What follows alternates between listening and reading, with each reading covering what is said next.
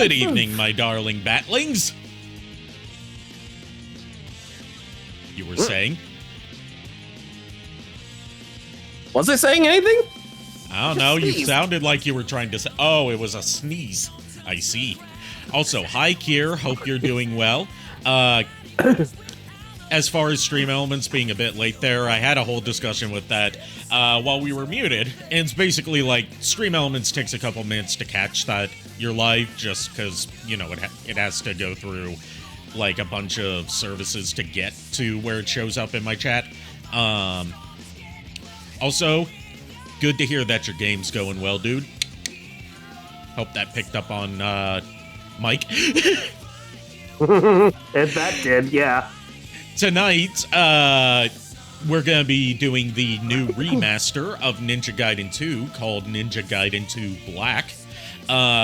Technically, it's a remaster of Ninja Gaiden Sigma 2, but with certain aspects redone to make it more in line with the original Ninja Gaiden Black. With the original Ninja Gaiden 2, I should say. There's so many differences between the three versions that I can't spend too much time talking about them all in the preamble. But it's also remastered in Unreal Engine 5, which means, you know, bigger performance cost, but also it runs beautifully on consoles and all new graphics engine, but with the same gameplay engine underneath that powered the original. With that said... Oh, hey! Oh, hey, what? Sorry, I was just looking at my feedback for class, and one of my lab projects that I was working on got 100%. So, nice. Yay! I need to actually be a good student and look at my grades. Waku Waku 7. Yeah, it's a Neo Geo fighting game that was not made by SNK, but used the Neo Geo hardware. It's got like a cult following because it's basically like, it's sort of like Evil Zone in that it's a bunch of anime stereotypes fighting each other for a nonsense plot. But apparently the characters are like really likable in their own unique ways. And up until the Arcade Archives release, there was no good home version of it. The only home version it ever got was on the Saturn, and it ran horribly. Oh, jeez. But yeah, Waku Waku 7 is a game I've been meaning to try out after reading about it. Let's get down here. So basically, when I say Ninja Gaiden 2 Black is Ninja Gaiden Sigma 2 with adjustments to make it more like OG Ninja Gaiden 2, that means it's built off of Sigma 2's foundation and includes the new levels and playable characters introduced in Sigma 2, but rebalances the difficulty and enemy count to be more like the original Ninja Gaiden 2, whereas Sigma 2 was made to be easier. And one of the things that Ninja Gaiden 2's OG version was prided on was not just its difficulty, but its like graphic violence. Whereas Sigma 2 toned a lot of that down so it could be released without regional cuts in places like Germany. Because apparently Germany loves their splatter cinema, but they don't like violent video games. That's weird.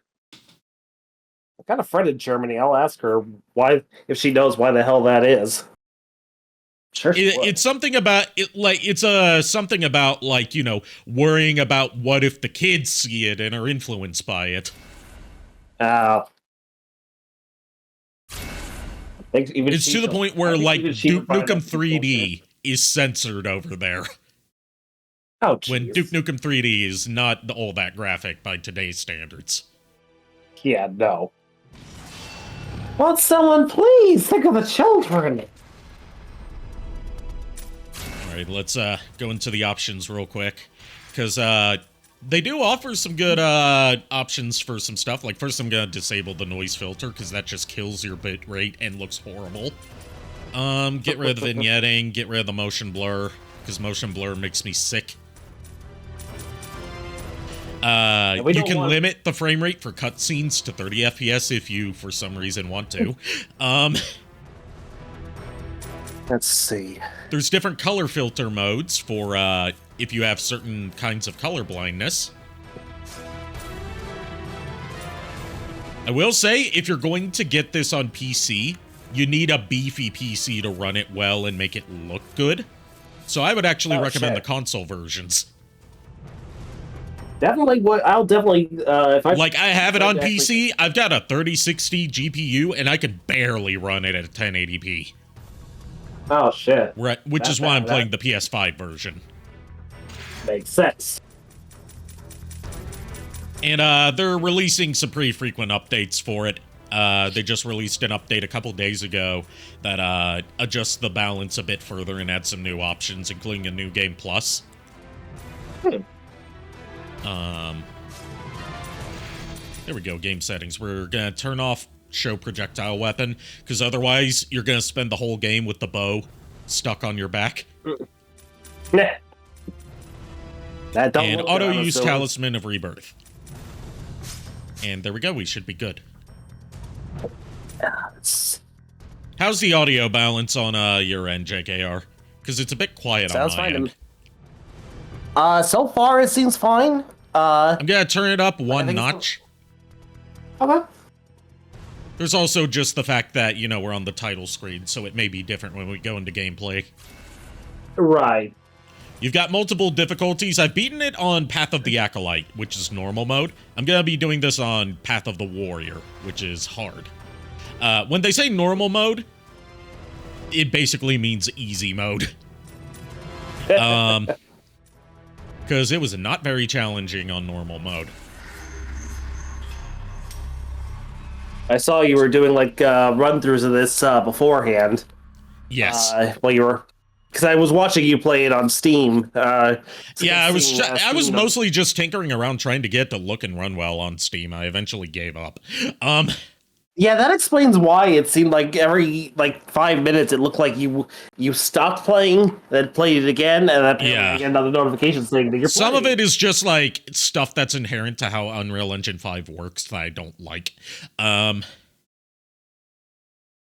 But yeah, that's fair. Chapter 1, Sky City, Tokyo. Special Agent Sonya appears at the door of the tiny shop run by Master Swordsmith Muramasa amidst the skyscrapers of Tokyo. She inquires after the ninja Ryu Hayabusa, his whereabouts a mystery.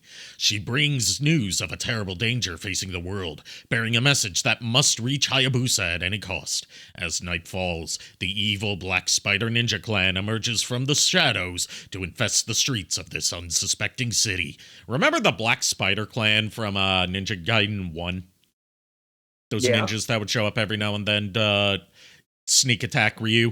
They're going to be one of our main villains of this game. Oh, wow. It also retcons a bit of, like, Fiend lore.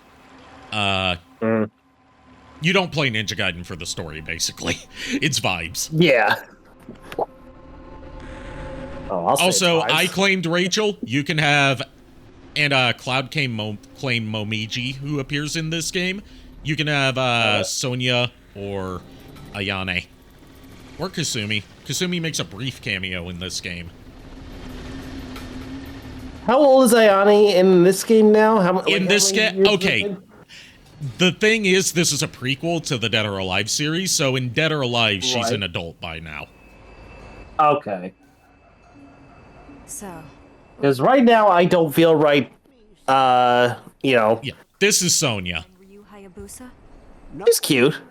Where a ninja goes. If he isn't at the Also, that's Paul Eiding as Muramasa this time. Around the world. He's got a good range. Do you have business with Ryu? I do. And what might that be? All I'll say is that it concerns the Archfiend. Oh, the Archfiend.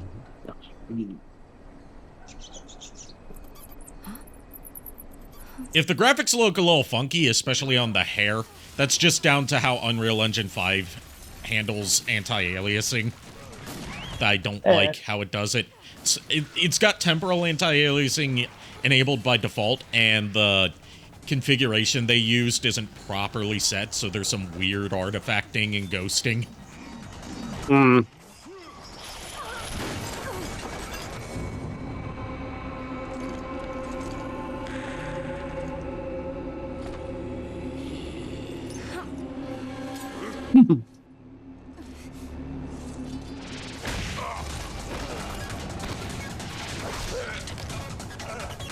Oh, I thought he was shot in the back. Nope. Those are shuriken, my dude. Ninjas don't Oh, use guns. yeah. I know, but here's the thing. Hello. But I'm like, you know, I hear what sounded like a gunshot at first. I didn't realize that was part of the music.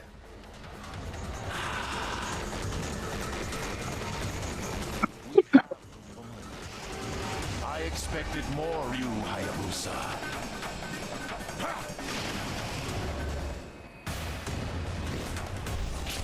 Oh, I forgot to change my controls. Fuck.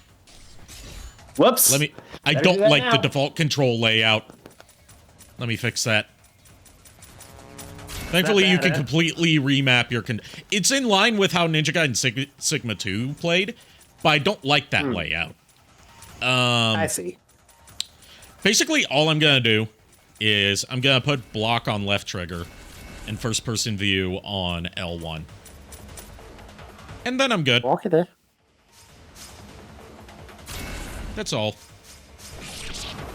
Okay. Because that's how it plays on Ninja Gaiden Black. I see. So, new mechanic is you can cut off enemy limbs by random chance. And when they're de-limbed, you can move in and press the heavy attack button to do an obliteration technique that kills them in one hit.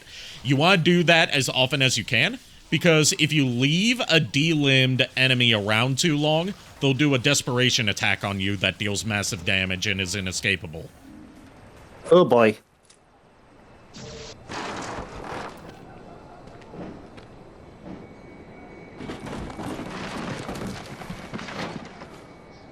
Oh, why, if it isn't Ryu. They were minions of the Black Spider clan. Also, that's Josh Keaton as Ryu in this game. We haven't heard from them in a Oh. while. He has a different voice actor in each game. You don't know her? Neither do I. You couldn't save her? In the first game, it was someone named Josh Gross, and in Ninja Gaiden 3, it's Troy Baker. The Archfiend. The Archfiend. The graphics look good. You would hope it looks good. It's on PS5 and Xbox Series X. Apparently, it runs really well on PS5 Pro. But the funny thing is, everyone tells you to not use ray tracing on the PC version because the ray tracing's broken. Oh boy.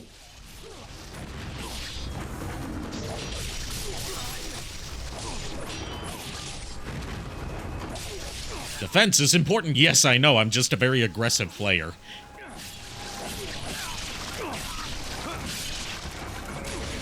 I also like to use my ultimate attacks as often as I can, which often leaves me open to being counterattacked. This is a very fast and aggressive game, as opposed to Ninja Gaiden Black, which is very aggressive, but also a lot more slow-paced.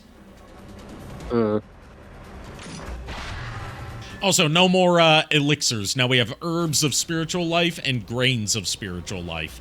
And for our key recovery items, instead of elixirs of the Devil Way, we have Devil Way mushrooms. But we still have the Talismans of Rebirth.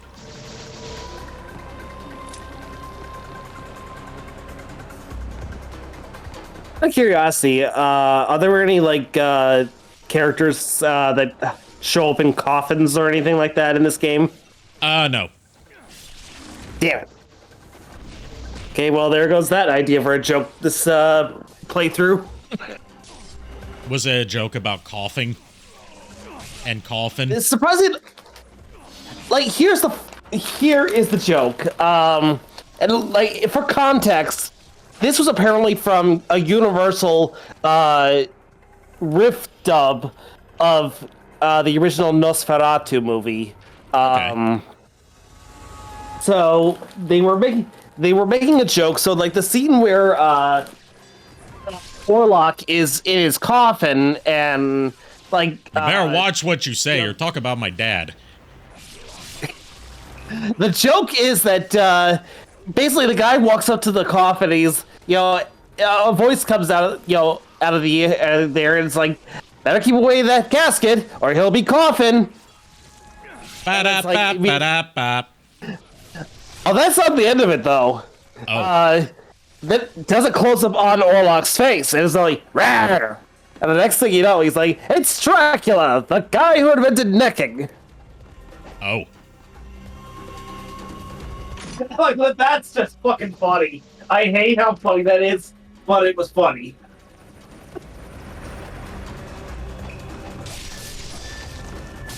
By the way, Kier, if you're looking at picking this up yourself, since you seem interested in it, it's available at a slightly discounted price. It's like $50 instead of 60 or 70.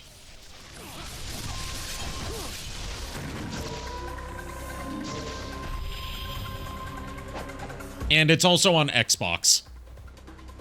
But it's not on current gen. It's not on past gen consoles, I think. Just the current stuff. Blasted. Oh well. But it's also on PC. Yeah. But Which I know also you're gets not. blasted because- I know you are in particular, JKR, aren't going to be playing it on PC. Not on your PC. I would love. I'd love to if I could, but this PC is just good for surfing the web and Discord calls. Ooh, are we about gonna nothing surf really else. the web? Sorry, I had to. Yes. I've got I know, Venom that was brain. funny, though. When do you not have Venom brain? I'm not at liberty to discuss that because of Twitch TOS.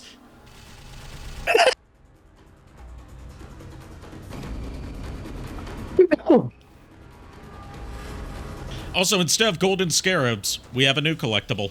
Crystal skulls.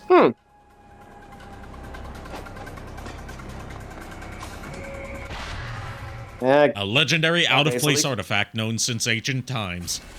In the original Ninja Gaiden 2, you would collect all of them, and they would act like golden scarabs, where, like, the more you collect and give to Muramasa, the more bonus stuff you would get. But if you collected all of them, you would get a special, like, super boss fight against a giant crystal skull. Oh, wow. In this game, however, they didn't include that, and instead they act as shop discounts. Every time you collect a certain amount of them, you get a increasing discount on stuff in Muramasa's shop. Nice. Like the wind. Yes. You earn achievements very quickly in this game, I've noticed.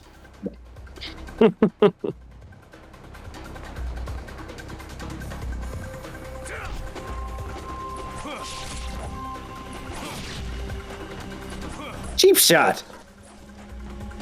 There's a wall in my way. Not anymore.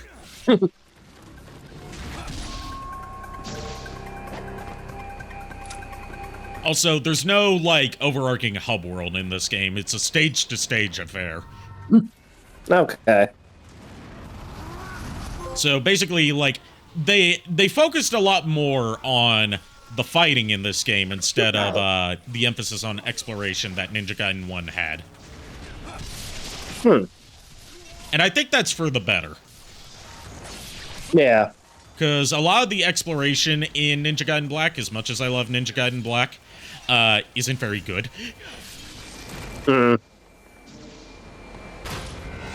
Not like it's particularly bad, but it felt more like padding. Yeah, that's fair. Whereas this one's, like, caught just zipping from fight to fight. And, Ninja Gaiden Sigma, Ninja Gaiden 2 Sigma, and, Ninja Gaiden 2 Black further streamline what little exploration there was in OG Ninja Gaiden 2 by cutting out some sections that involved, backtracking to get key items by just having the places that you need key items to unlock be unlocked by default. Oh, yeah. And they also cut out a whole boss fight that everybody, even hardcore fans, agreed was bullshit. And they also, like, Ninja Gaiden Sigma 2 had its own unique boss fights against giant statues in certain stages, one of them being the Statue of Liberty. And everyone hated those because they were pace breakers, because they came after the main stage bosses of those levels, and it was like, please just let the stage end already, as opposed to being a cool surprise boss fight. So those are not included in Ninja Gaiden 2 Black. Okay, good. It's to the point where, like, in Ninja Gaiden 2 Sigma, or Ninja Gaiden Sigma 2, whatever it's called, you would, like, in this first level, you would beat the first boss, and you would think the stage is done. Then all of a sudden, giant Buddha statue appears and attacks you, and you have to fight that. Oh, jeez. And then the stage ends after you beat it. It's like, okay, that came out of nowhere, and it didn't really feel satisfying to fight, so... no. Yeah, nope. Also, save statues not only auto-save now, but they also restore your health when you use them.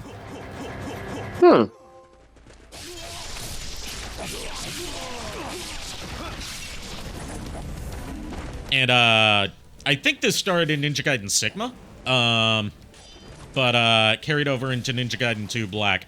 Once we get the bow, you have a targeting reticle. So you don't have to, like, kind of eyeball it to figure out where you're aiming. And a change that 2 Black made is that, that's for the better, control-wise, is that your bow is no longer counted as your primary projectile item. So, like, I can still throw shuriken, but if I have a bow, the bow has its own dedicated button now. Oh, wow.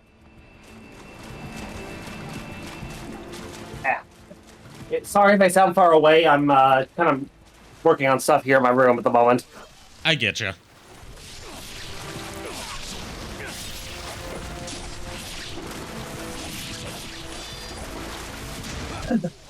I also, as far... you know how I said earlier that you don't play Ninja Gaiden for the story, you play it for the action, and, like, the story just kind of runs on vibes?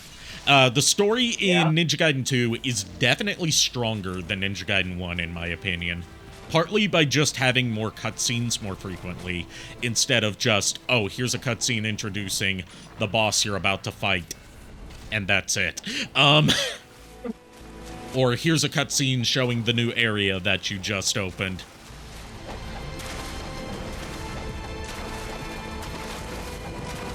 And as much as I love Rachel, Sonia's a bit more of an active participant in the story than Rachel is. Which makes sense because, you know, spoilers for the way that Ryu's life plays out. He ends up marrying Sonia in the future. And it turns out Sonia was just a codename. Her actual name is Irene Liu, which retcons this character to be Ryu's canon love interest and wife from the NES Ninja Gaiden and Dead or Alive games. Oh, wow. And as part of the new graphical style, they also adjusted the character models a bit. Not just to look more realistic, because, you know, in the original 360 graphics, they had that kind of doll-like look to them that so many games of that era did. Yeah. But they also adjusted, like, some of the facial features and stuff like that to make them look more like the ethnicities that they're canonically supposed to be. Like, Ryu has more Asian-looking facial features from what we see of his face. Yeah. And since Irene, or Sonia, as she goes in this game, is supposed to be half Japanese, half English, she has some, like, noticeably Asian-looking facial features, especially with, like, her eyes. Oh, okay.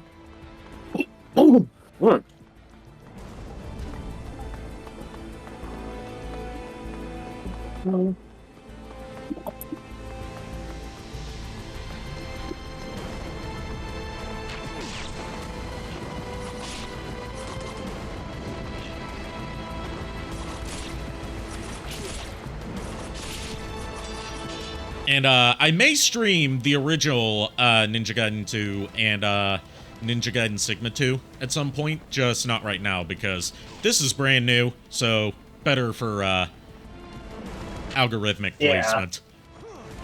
Right. And also because so far this is my favorite way to play Ninja Gaiden 2. Not the perfect way, but the most accessible way, and has some of the fairest difficulty balancing. Although I feel like the unfair difficulty of OG Ninja Gaiden 2 was part of the point of that game. Like, it was one of those games that's meant to kick your ass, not be fair. Yeah.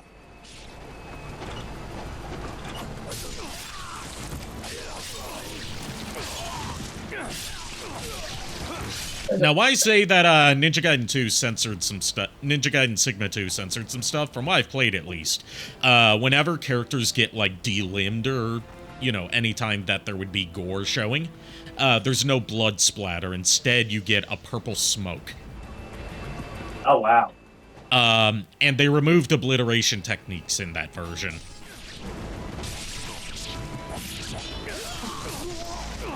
Apparently, that was because OG Ninja Gaiden 2 was too violent to get released in some European territories, and Oh, wow.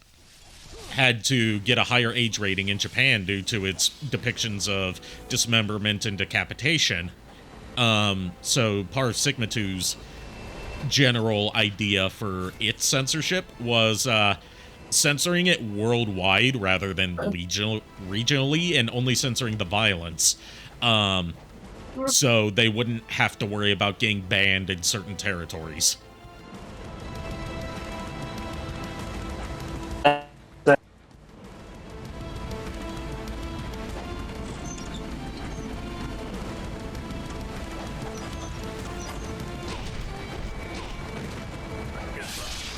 Like, you would be surprised at how strict the Japanese ratings board for video games is when it comes to depictions of violence in video games. Like, they're perfectly fine with a lot of fan service and sexuality, but not dismemberment and decapitation specifically. Also, I think JKR just dropped out. There he is. Hello, are you with us, good sir? Here we go. Finally, I'm back. Sorry, Yeah, the call was going fucky. Oh, okay. I was trying to see if I could fix it on my end. So I had to hop out and hop back in. Did you try turning it off and back on again? Actually, what I did was I changed the region that the call was set in. So I set it to, central area. Okay. Apparently that worked. Okay. I don't pretend to know anything about technology, but, I subscribe to the idea of trying something, trying and seeing what works and what doesn't work. I may not be a technologist, but I subscribe to the theory of percussive maintenance when it comes to a piece of technology not working the way it should. Do you know what percussive maintenance is? Whacking it? Whack it until it works again. Yep. I don't actually do that. I'm not that stupid. I mean, I would certainly hope you don't.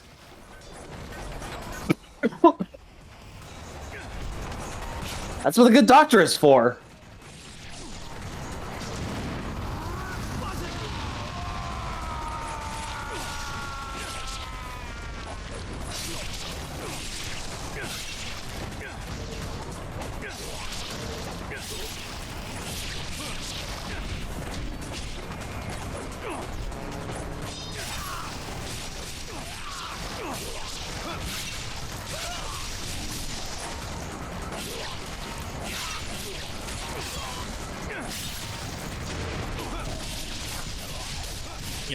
This game kind of revamps / overhauls the way that ultimate techniques work, because you can draw in more than just 2 pieces of essence, which I believe that increases not just how much essence you earn from each kill from your ultimate, but also increases its damage.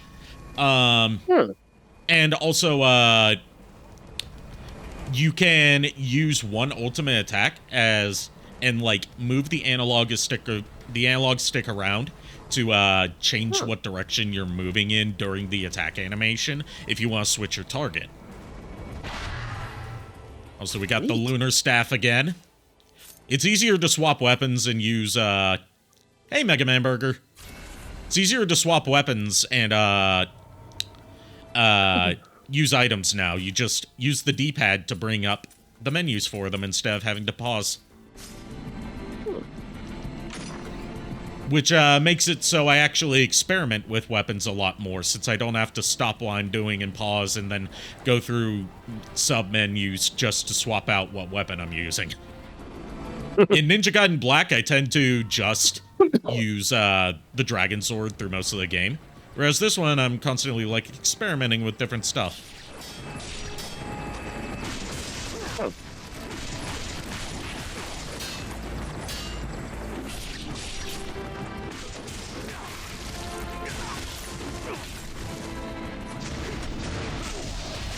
Wow, what a pretty level. Yeah, and this is just level 1.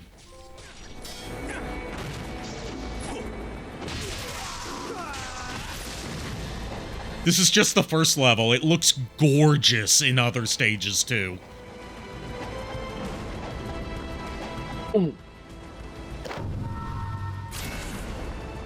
Oh yeah, I should actually read these, notes that we're getting. Because they do lead to some funny stuff. A notebook detailing one ninja's hardships about the obliteration technique. Why? Why, I ask you? Why am I incapable of finishing off my enemies? The other apprentices lop off heads left and right. But what about me? When an opponent lies before me, blood spurting from mortal wounds, begging for the mercy of my blade, I stand there like a practice dummy. I can't bring myself to use the obliteration technique. Now that I think of it, my life has been full of tragedy. I saw far too much in the blood-drenched days of my youth. I must have suffered some mental trauma, causing my mind to flee from violence deep into its subconscious shelter. No! Wake up! Obliterate! You must obliterate! Open your eyes and obliterate, damn it! Zenimaru. Obliterate! Obliterate! Obliterate! Surprisingly enough, when I hear someone say obliterate, I don't think of Daleks. Exodia, obliterate. Not even that, honestly, because recently my mind has been thinking of more Obsidian figures from Transformers, and Obsidian's apparently in Beast Machines. He only said it like in one episode, but like to me, I'm thinking like. This would be his activation code to transform. Obliterate. Instead of, like, terrorize. Well, because he's a Viacon general, so it makes sense for him to be, he would say something different. He's not a Predacon, so it wouldn't be terrorize. Yeah. He's not a Maximal, so, he's not a Maximal, so it wouldn't be Maximize. Or I Am Transformed, for that matter. Which, I swear, that was there's a lot of things I look back at Beast Machines, and I'm like, a lot of these things were really dumb even for back then. But, no wonder, no wonder Beast Machines underperformed.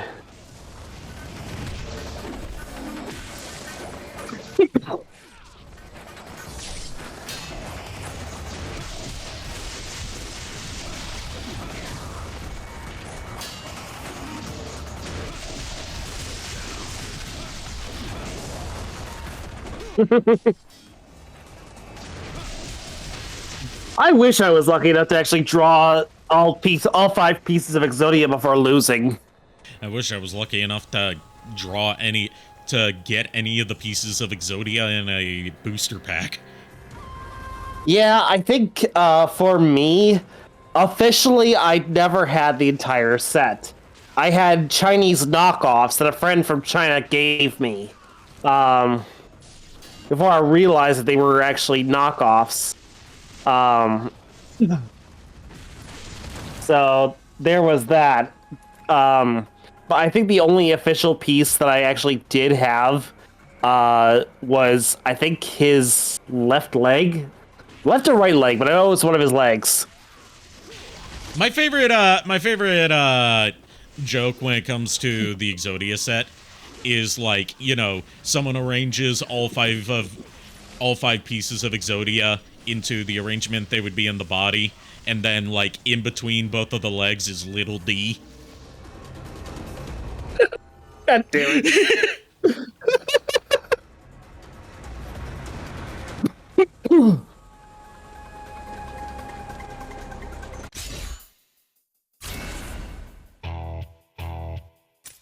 Alright, I'm gonna upgrade the Dragon Sword first, instead of, focusing on Lunar, because I don't use Lunar much in, Ninja Gaiden 2. I don't use Lunar much in Ninja Gaiden in general.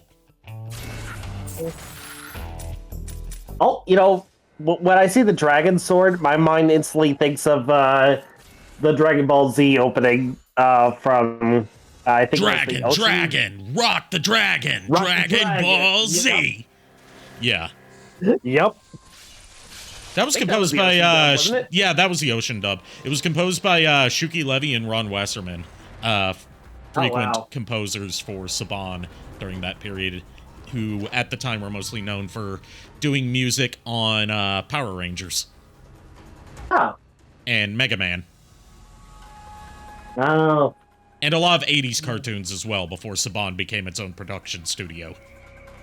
Yeah.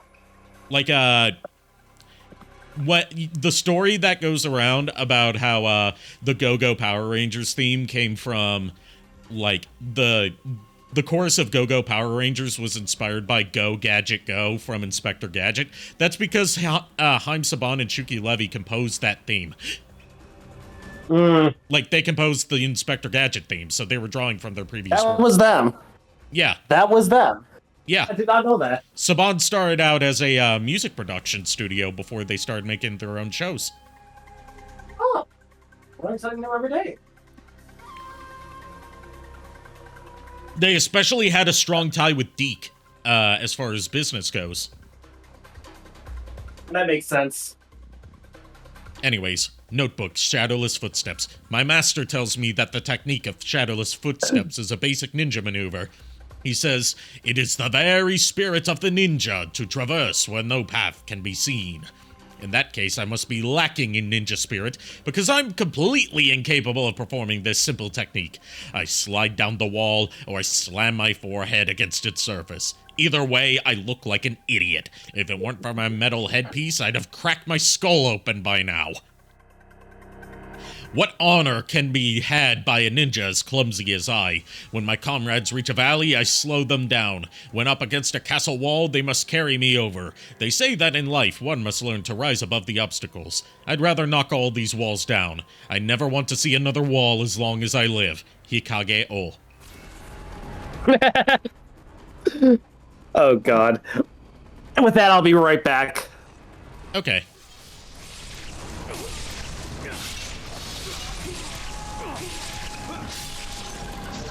I finally get all the Exodia pieces after 5 consecutive losses.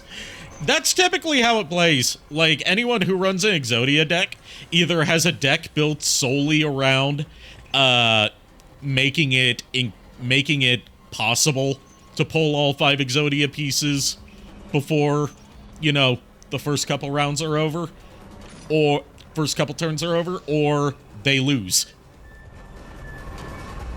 Because Exodia is just, to my understanding, I've never, like, gotten really into playing Yu-Gi-Oh! Competitively.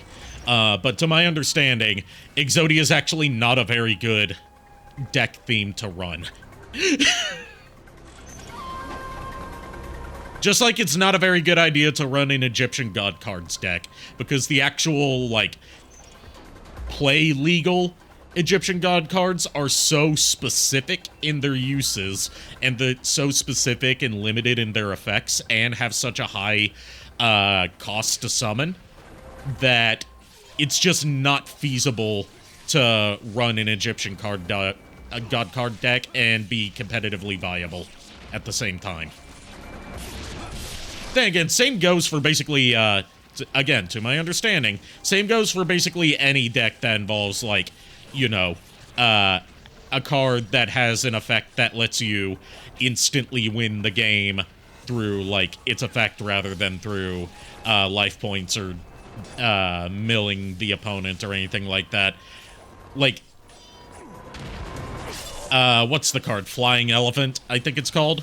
Has such a extremely specific circumstance to its instant win condition that no one runs it unless they just want to be an asshole.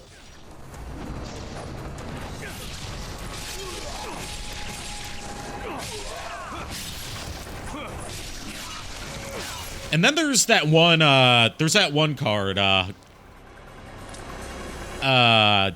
can't remember what it's called, but it's like the Creator of Light,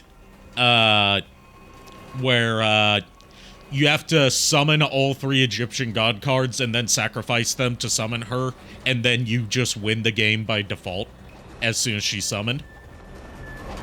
But that's not a viable competitive strategy, because that requires summoning all 3 god cards at the same time. Like, having all 3 of them on the field, which is, like, ridiculously hard to accomplish. Because of how hard it is to just summon one of them. Konami tries to make Blue Eyes or Dark Magician meta, just let it go, bruh. I mean, I can understand why they want them to be meta, because they are the 2 most iconic cards of the franchise.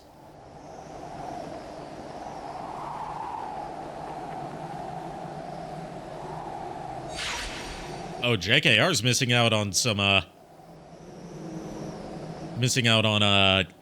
fan servicey Grey Delisle villain of the game, whose name I forgot. Elizabeth. That's her name, Elizabeth, Ruler of Blood. Totally not, inspired by Elizabeth Bathory, the Countess of Blood.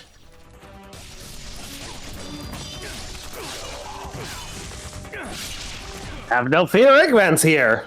You're about to see a female villain that people are not okay for pretty soon. Oh, okay. And she's voiced by Grey Delisle. Oh, boy. She's inspired by... Are you familiar with Countess Elizabeth Bathory? Or at least the legends behind her? I think I know who you're talking about. She was known as the Blood Countess. She was the one that allegedly, like, bathed in the blood of virgin women to, sustain her youth. Yeah, now I know who you're talking about. Isn't I think Carmilla was actually based off of Carmilla's partly inspired by her, as well as the, Castlevania Bloodlines antagonist, well, Carmilla's inspired by, a story called Carmilla. Whereas, as far as Castlevania goes, there's as far as Castlevania goes, there's a villain in the game Castlevania Bloodlines named Elizabeth Bartley, who is inspired by her.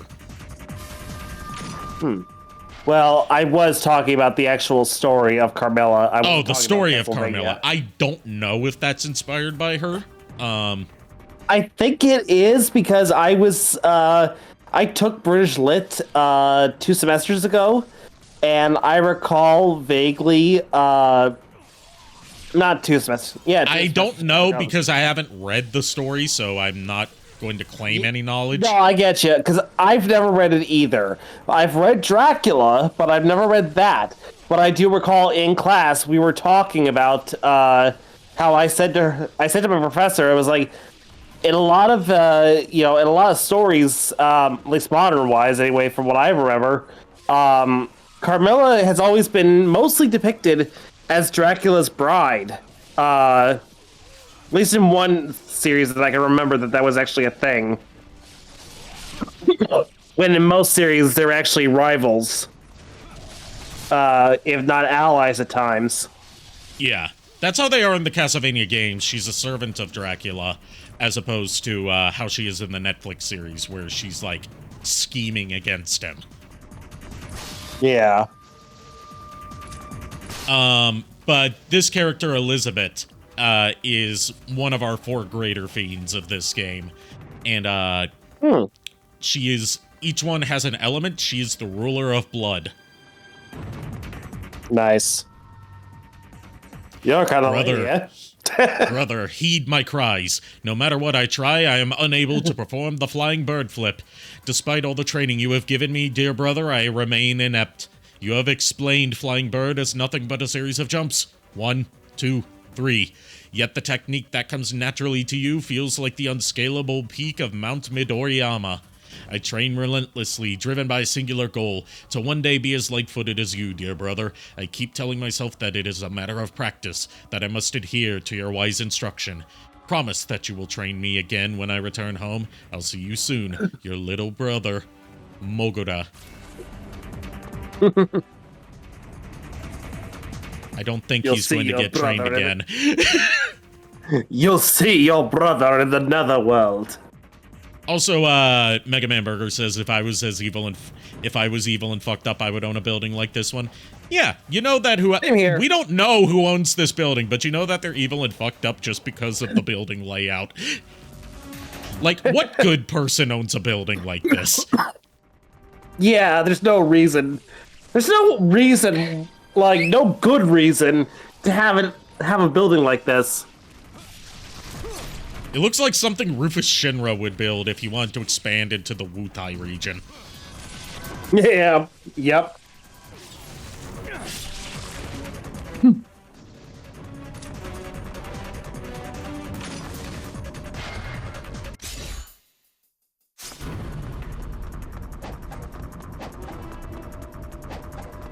It's funny how it's like, I don't know why, I just kind of, in recent years, found my niche for cosplay. It's like, I always like, try to do, like, not really flamboyant, but more so, like, very theatrical villains, for cosplays. I mean, you're a very theatrical person, so it fits. I mean, yeah, that fits. It's just funny how it's like, I didn't realize that. What's funny is that it took you that long to figure it out, is what you're saying? Yeah, that's pretty much it. Like, I want to do, like, a lot of cosplays that involve characters who are, like, very theatrical. And the funny thing is, like, I remember back to when Kier was talking to me about this, he was suggesting I cosplay, not Rufus Shinra, but President Shinra. The first Shinra. Yeah, President Shinra. And the thing is, like, as much as I am flattered that he thought of me to cosplay that character, I can't see myself being that serious. Yeah, you want to be more Rufus, who's just, like, delighting in being evil, as opposed to, you know, having some sort of morality. Yeah. Like, you know, I am a huge fan of Eggman, and Eggman has always been very, you know, theatrical. Yes, he has been serious from time to time, but he's also been very theatrical at the same time. Yeah. Oh, they're taking off with her. We gotta rescue the princess, and you gotta help us. If you need instructions on how to get through the hotels, check out the enclosed instruction book.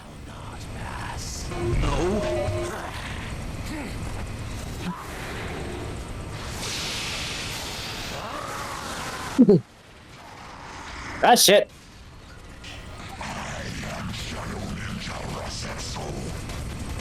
Yeah, they explained that the Black Spider Clan has, like, a dark sect of them that experiments with, like, fiend stuff. And this is one of the results.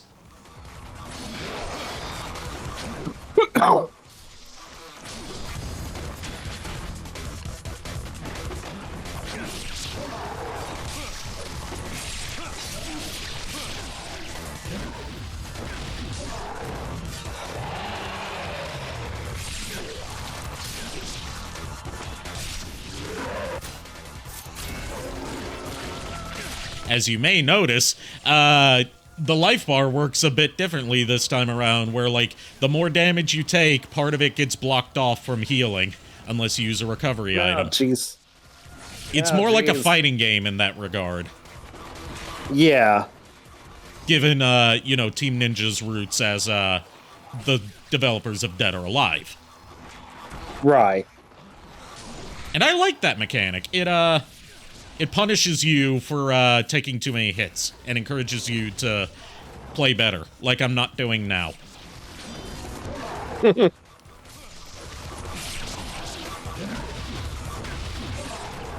But also, they're more forgiving on when you're allowed to heal.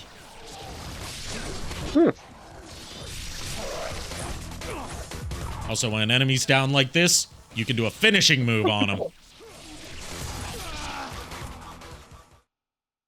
So the obliteration techniques carry over into boss fights as well. There she is. There's Elizabeth.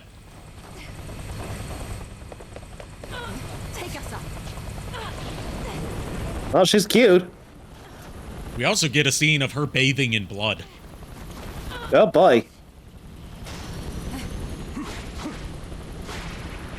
She kind of bad, though. I hear you, my man. I can't remember. Did you say Cloud, Cloud claimed claimed her, Momiji, who we haven't seen yet. Okay. Okay. Momiji is basically Ryu's apprentice. Okay.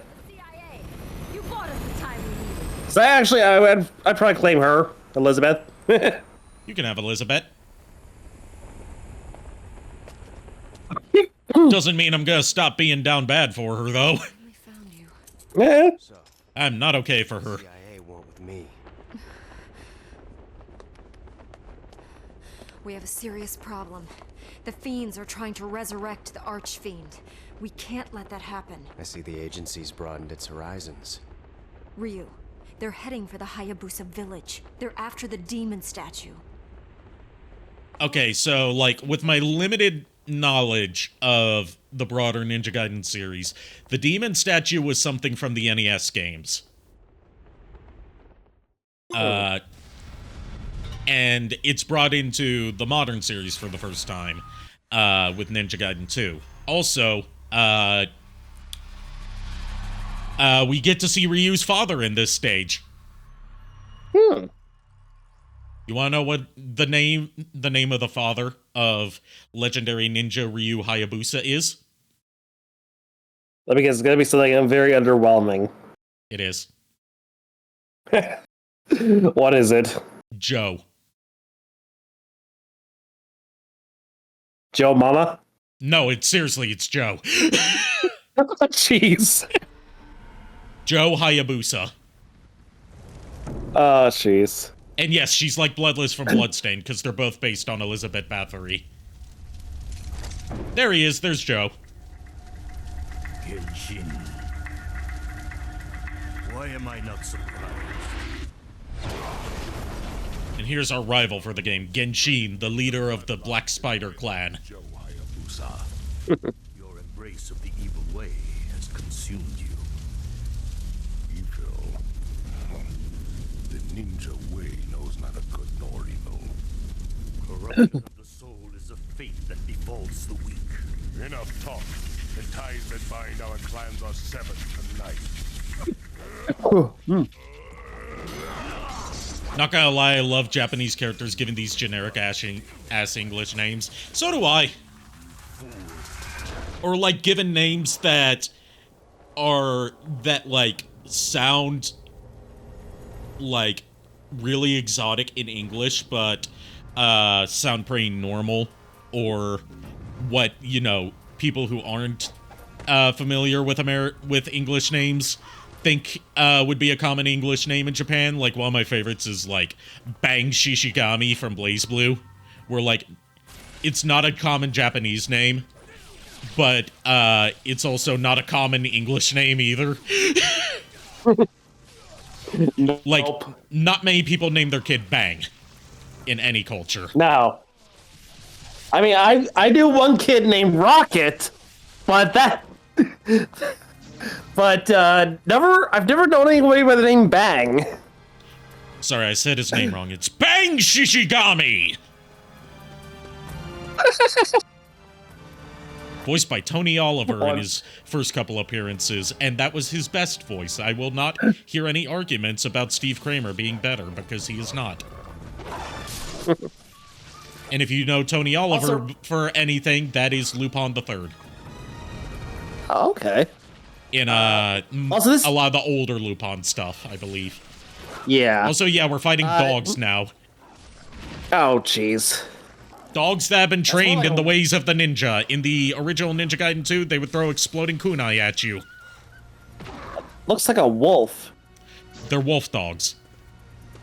Oh. Wolf dogs are an actual thing. They're crossbreeds between depending on what you want to breed them for, either huskies or German shepherds and wolves. Yeah. That looks like it was a husky wolf mix. I would say they're probably wolves, but Japan doesn't have any native wolves anymore. They were driven to extinction. Just like they were nearly done in the U.S. before, Also, Yellowstone. Japanese wolves don't look like that. Yeah. I've seen a taxidermied Japanese wolf, or Honshu wolf as they're known. They look more like Shiba Inus, because Shibas and Akitas in that whole line of breeds were bred from wolves. Notebook, reverse wind. I'm incompetent. I'm a failure. My master taught me the technique of reverse wind, yet I'm unworthy of his tutelage. I understand that I must first adopt a blocking stance, but then how am I supposed to make my feet step so quickly in another direction? I always end up face down, my legs entangled, my chest aching after a belly flop onto the hard ground. There must be somewhere else, something greater than reverse wind I am destined to master. After all, I am meant for artistic pursuits. Perhaps even sorcery. I must follow my destiny, San Yodo. Now, Your destiny is to be set dressing. Yeah, I got a question for you, because kind of going back to the Yu-Gi-Oh thing earlier. I can't remember if you told me, but how far into Yu-Gi-Oh did you get before you stopped watching the anime? In the original run, it wasn't because I stopped watching it. It's because I didn't watch Kids WB, so I only saw what was aired on Cartoon Network at that time, and they were very inconsistent with keeping up to date on new episodes on there. So I didn't see anything past Battle City. Oh, okay. And I watched at the very least the first season of Yu-Gi-Oh! GX. But you have never. But then I never watched 5Ds. I never watched the Waking the Dragons arc of Yu-Gi-Oh! I never saw the Ancient Egypt arc of Yu-Gi-Oh! Never saw any of the more recent series. Haven't seen any of the movies beyond the first one. Okay. Because I was going to ask you what you thought of the Mech Lord cards, but I don't know if you... I'm not familiar with them.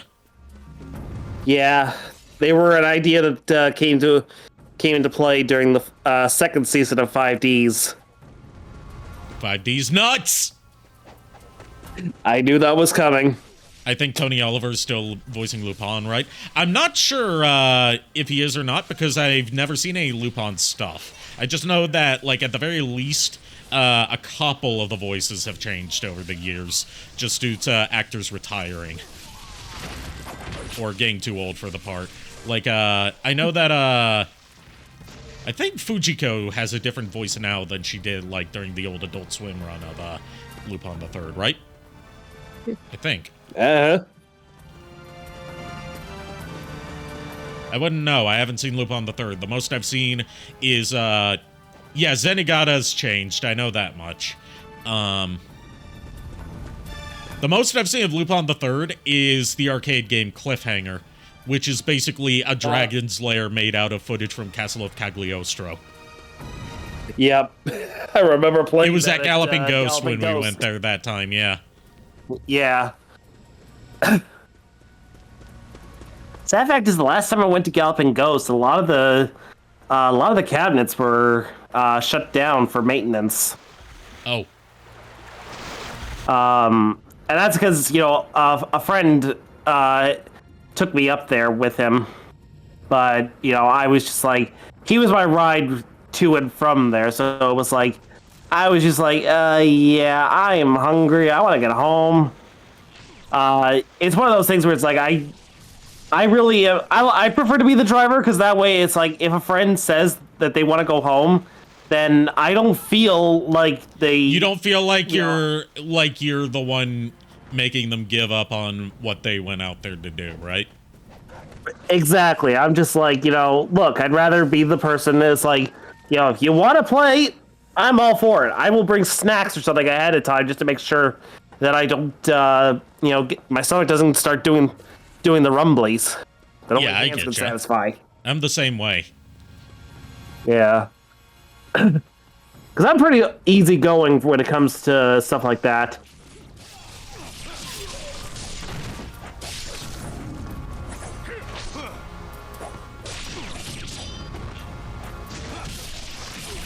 But Mega Man Burger, the Mech Lords are your favorite meme archetype? Mega Man Burger actually plays Yu-Gi-Oh, so... No, I get that. I'm curious, because I'm like, I have a lot of Mech Lord cards in my possession, but I was just curious what people thought of them, because I never really got a chance to really use them in action.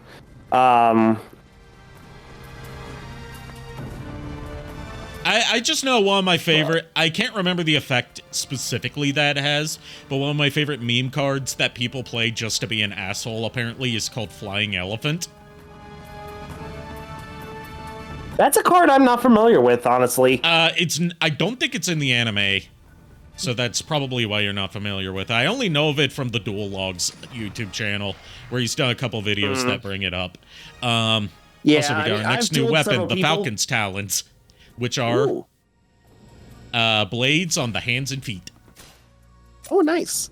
Yeah, I mean, I've played the card game. I had several decks, actually. Hell, my one of my favorite decks that I used to play, but it never really... it was not a very good deck. Yeah. I will check what your description of the Mech Lords once I clear out these enemies. I'm looking at what he says. I'm like, okay, yeah, that makes sense because, yeah, that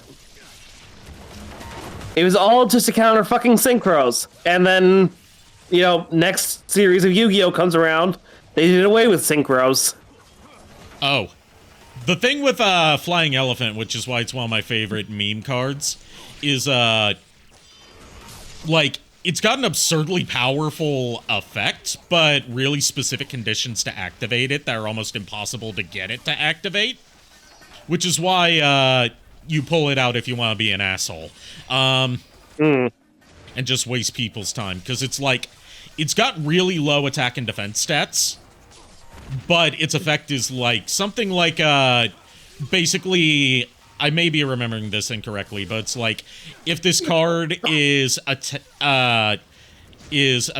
in the battle phase of your opponent and survives, then you win the game instantly.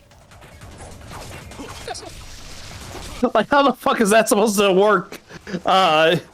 Under extremely specific conditions, which is why no one plays it unless they just want to be an asshole and be like, oh, I'm just wasting your time with this. Yep.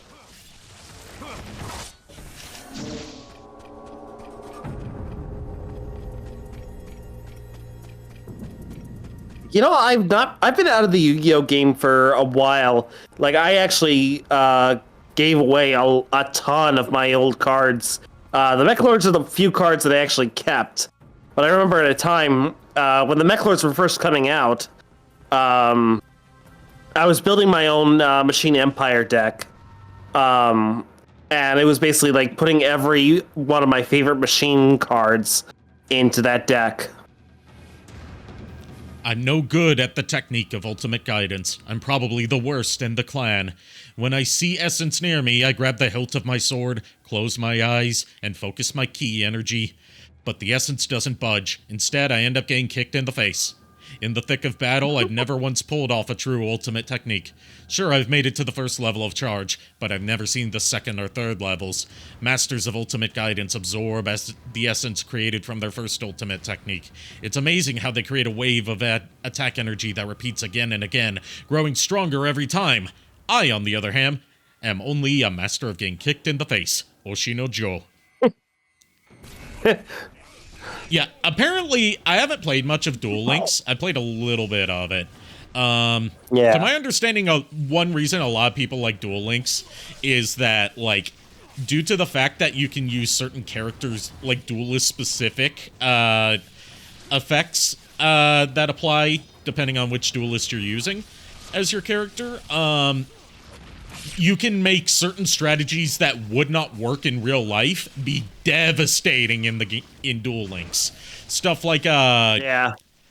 you know, Weevil Underwood's deck would not be meta today, but for a while he was meta in Duel Links because his duelist effect, when you chose to play as him, is that you snuck a Parasite card into the opponent's deck. Makes sense. Like, I remember playing on, oh god, what was that website called? Oh god, Dueling Network. I remember when Dueling Network was a thing. I actually built a Machine Empire deck.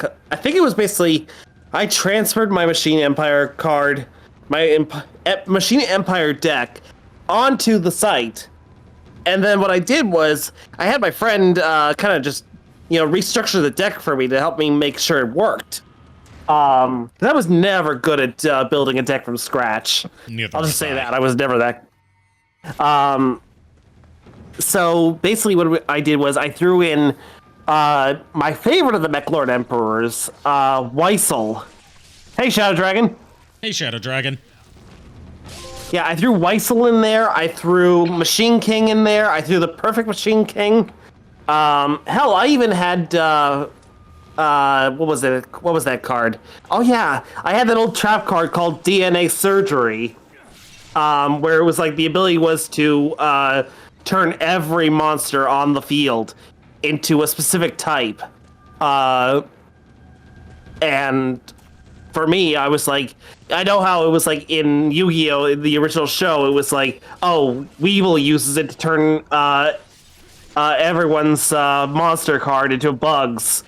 And I'm like, yeah, that's all well and good, but when you got the Machine King and, like, when you have the Machine King and Perfect Machine King, in your deck, like, I'm thinking to myself, I was like, I'm just gonna use it to turn every single fucking monster card on the field into machines to power my Machine Kings.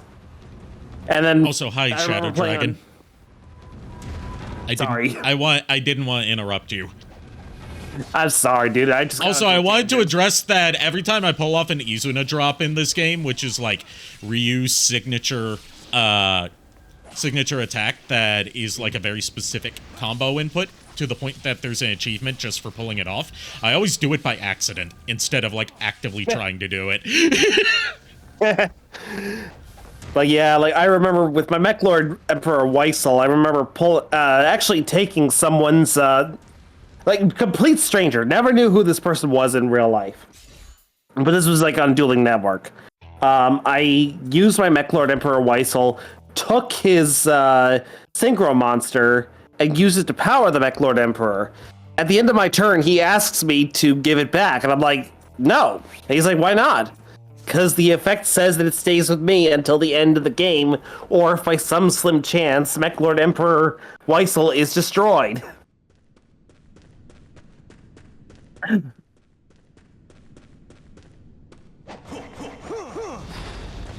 Anyway, that's this. Thank you for coming to my TED Talk. Nah, that's more of a TEDx talk. You can tell it's a TEDx talk because it's someone that's not an expert talking about it. And that... like, you know the difference between TED Talks and TEDx Talks, right? I don't, actually.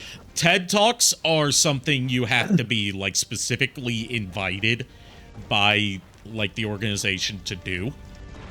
Like, they seek you out to host them. TEDx Talks are you pay to use the TED Talk name. And, like, a lot of the, like, quacks you see hosting TED Talks are actually doing TEDx Talks. Because they just have the disposable income to pay for the brand. Oh. I am incapable of performing the counterattack. I understand that its hidden power, unleashed when the enemy least expects it, makes the counterattack one of the most valuable techniques there is. Its execution, however, continues to elude me. I react too quickly. I lack the patience to wait for my enemy to strike. My fellow ninjas say that the counterattack is easy, a mere flash of the blade after you see your enemy's weapon bounce back from your block. Yet the more I concentrate on timing, the more I fall victim to the bite of my enemy's attack. Skilled ninja counter opponents as easily as they breathe in and out. They react on reflex, moving not by thought, but by instinct. My master even tells the young apprentice ninja, begin with something easy, like the counterattack. I must persevere. I will not give up so easily. Inoshishi. Also, to what Mega Man Burger said earlier in chat, I wouldn't be surprised if Oshi no Jo was a reference to Ashita no Jo. Given that Ashita no Jo is one of the most famous manga series of all time. It also has two really bad arcade games, apparently. One of which is almost unheard of, but you can see an arcade one credit clear playthrough of it, where not only is it a bad Punch-Out clone, but it also gets the ending of Ashita no Jo wrong.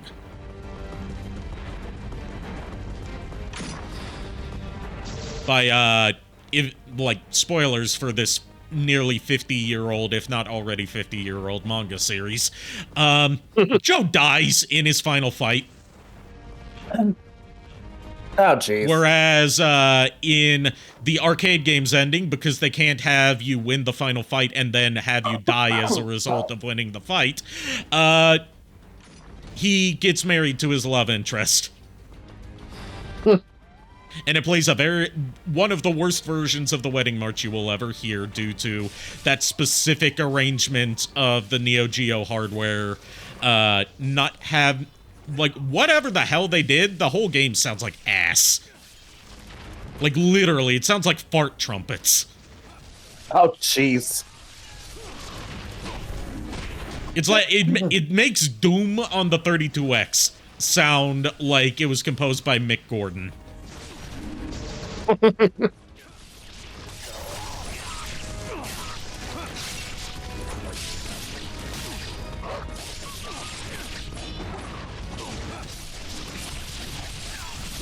Speaking of which, my copy of Doom for the 32X should be here sometime next week, so look forward to me potentially streaming that as part of my newfound obsession with trying out every possible console port, official console port, I should say, of Doom. From back in the 90s and 2000s. Not counting, like, the modern console ports of Doom, because those run perfectly. There's nothing interesting to say about them. Yeah. If I were a master of the ultimate technique, I would easily defeat that pest, the Dragon Ninja. That's me. Sorry, I said that wrong. That's me! If only it were so easy. You see, I am inept. I cannot perform the ultimate technique. I am numb to the waves of energy that surge in the wind. I don't even know where to begin. All I can do is look from afar as Master Genshin unleashes an explosive flurry of attacks. What an amazing display of concentration. He pauses, even in the midst of intense combat, and focuses all of his energy into his weapon. But I am just a coward, too frightened to let my guard down for an instant. First, I must find courage. Then, it is simply a matter of kill or be killed. If my destiny lies in the pit of the underworld, so be it. Tsunekichi. As opposed to his estranged brother, Leda Kichi.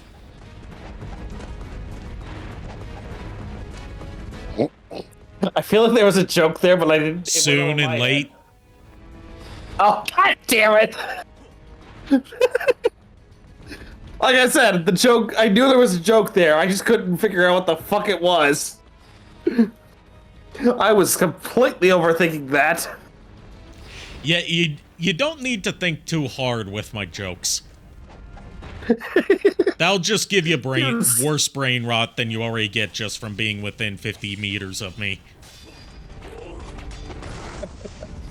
It's like I'm radioactive, except without the possibility of either causing cancer or superpowers. Well, honestly, I'm thankful to the fact that it doesn't cause cancer.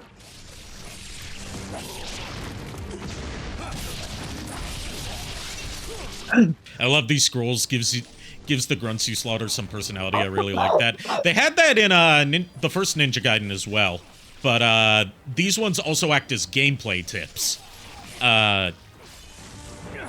Whereas the ones in the first Ninja Gaiden were more so just like flavor text. Also, here's where we get our bow.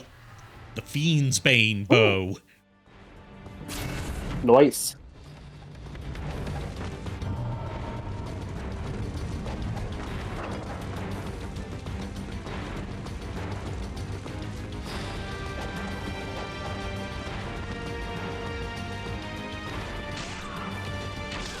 As you can see, firing the bow is a lot quicker now.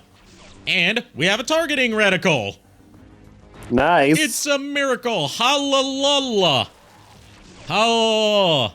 Halalala. Yeah, good job.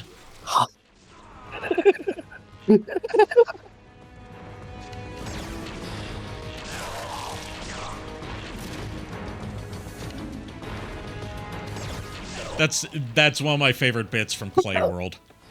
I have so many favorite bits from Clay World, but that one sticks out to me. Another one is the mad scientist who creates the robot Clayman, Clayton, trying to roll his R's and failing miserably. This is great! This is great! Are you trying to roll your R's? This is great!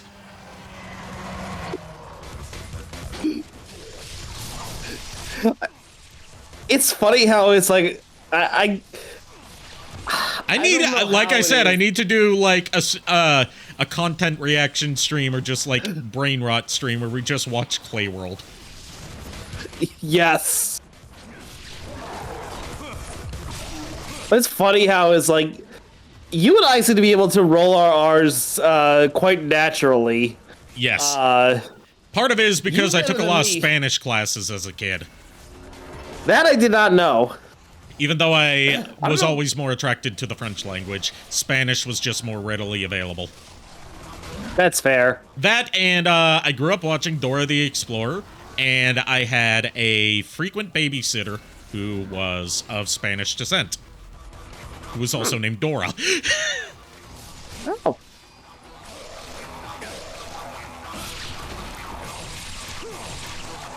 Yeah, it's this asshole again. Well, this is a different one of this asshole. But it's the standard practice of, like, you know, the first boss in the game becoming, like, a mini-boss or just souped-up enemy later on. Yeah. Anyway, meanwhile... And thus the Back in town. Ninja bloodline.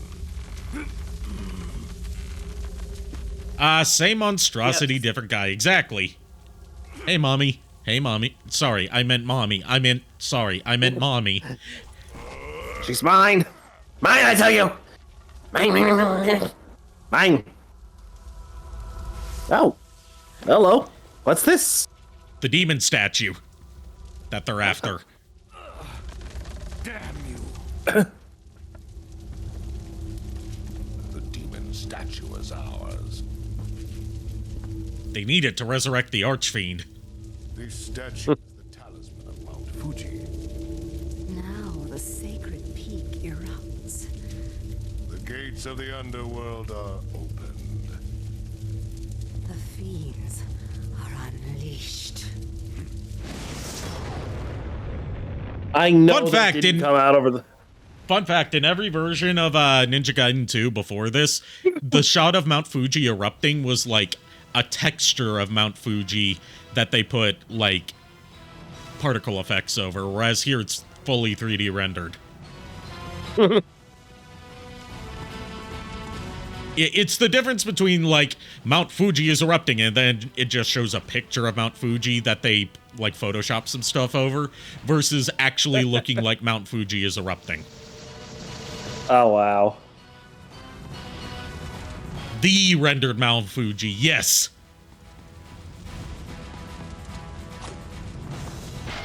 Also, I'm not, I don't claim to be an expert on Japanese folklore, but I noticed that Mount Fuji erupting is seen as like a sign of the apocalypse in a lot of Japanese media.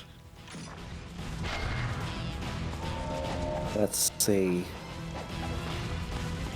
I'm gonna test something real quick. I want to see if this came off, but this is what I was trying to do when Elizabeth was on screen. I got the first part of that. What you need to do for stuff like whistles to get picked up is to lower your mic sensitivity all the way to just 0. And then it'll pick up everything. You also need to, like, the way I get all of my stuff to get picked up, as well as feed the game audio through, is I turn down mic sensitivity to absolute 0, and I also turn off all the noise suppression and echo cancellation filters on Discord. Yeah, like I turned off noise suppression on Discord. Let's see. Like, I turn off all of the stuff that's supposed to make your audio better on Discord, so all of my stuff comes through. It's mostly just so, like, it doesn't also filter out the game audio through the Discord call. Understandable. Like, that's my specific use case. It's not what I would recommend for most people. Yeah. Let's try this. Yeah, that came through. Okay. Now I know what to do for next time.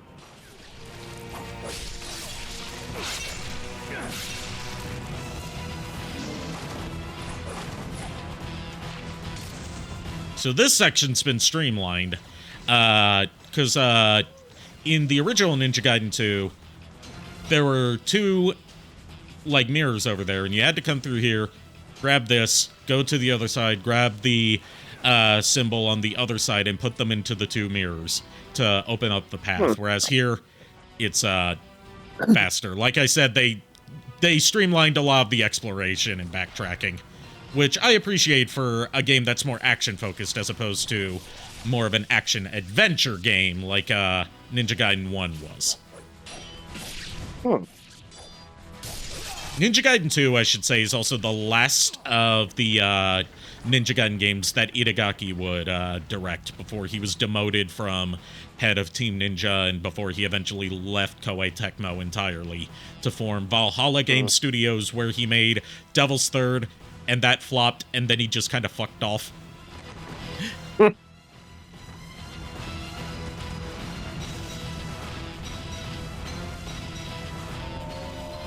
So basically, they demoted him to scrub monkey 3rd class. Yeah, apparently it's because he was really hard to work with. That figures. I don't know too much, because I haven't looked too much into him.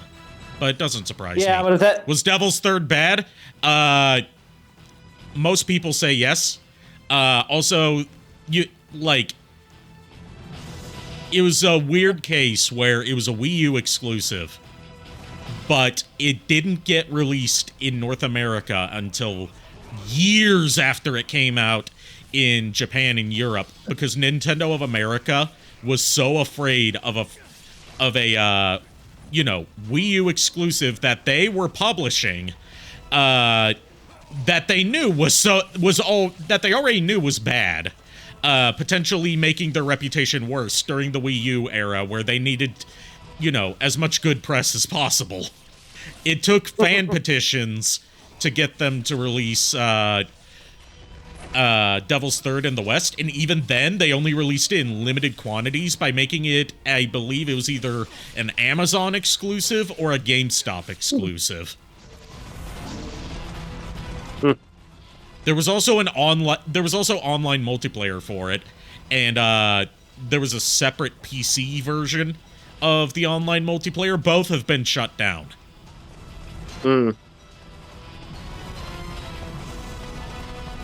Devil's Third is an interesting story about, like, it was a bad game, but it went through hell to just get released. Because, it was supposed to be a 360 game published by THQ, and then THQ went under. This guy's stuck here. Should we give him a hand? Answer no, because there's an invisible wall in the way. It's invisible wall. An invisible wall? But yeah, Devil's Third, it's not considered one of the worst games of all time, but it's like, it's a famously bad game just because there was a weird amount of hype leading up to it, even though everyone already knew it was bad. But people fought to get it released just because, you know, it was a completed game. Even if it's bad, it still deserves to be released. Yeah. And because people wanted to see, like, if it was really as bad as people were saying it was. Yeah, that makes sense. Yeah, Devil's Third is pretty rare, because it was a Wii U exclusive, limited quantities, and since the Wii U's online service is shut down, you can't legally get it digitally anymore. Keyword there being legally.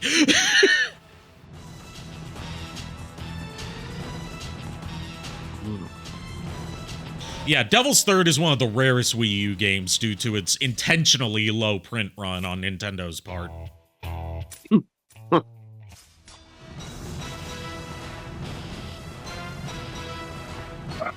And given that Itagaki just kind of disappeared from the public limelight after that, and his studio would go on to be like bought out and merged and reemerge as I believe they're called Soleil now. They're the studio that put out that Wanted Dead game that I streamed a couple times and need to play some more of. It's like, it's up in the air whether Devil's Third is ever gonna come back on modern platforms.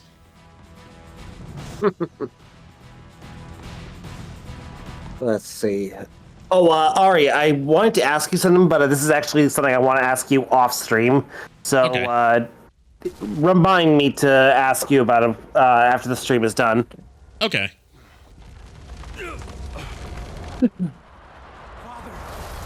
Father, what are you doing here? Oh, just hanging around.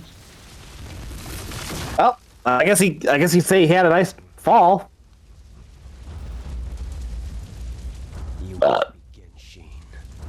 And you must be Jill Hayabusa's little cub. It is said that a dragon ninja would die to protect the demon statue. I like Genshin as a rival. He's not like, he's no Doku, but I like that they didn't try to make Doku 2.0. Now, Elizabeth, you must keep your word. Elizabeth. I love how she just runs away like a gremlin. Yeah, right. Like a little gremlin holding her treasure. Mine. Mine. Bloodline of the dragon ninja ends here.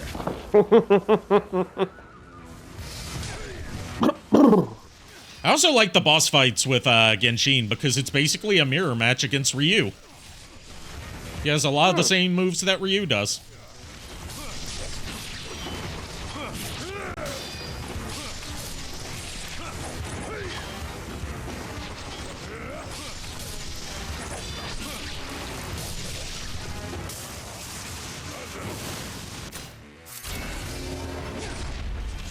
I like Genshin mostly because he reminds you of Rao.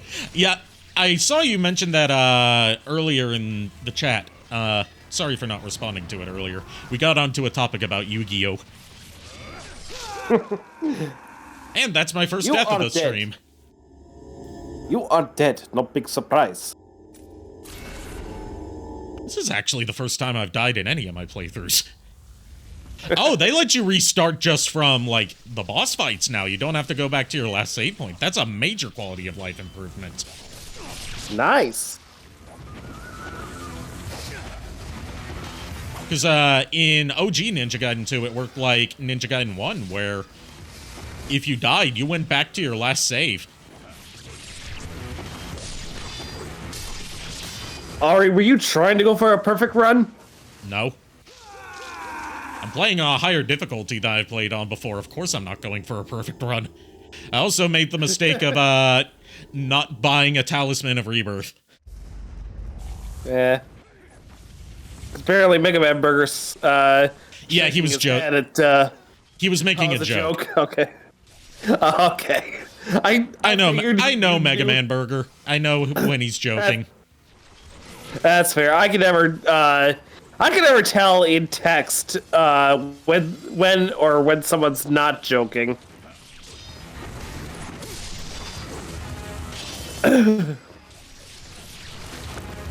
I just had that bad experience with former friends getting upset because I said something in text and they took it out of context.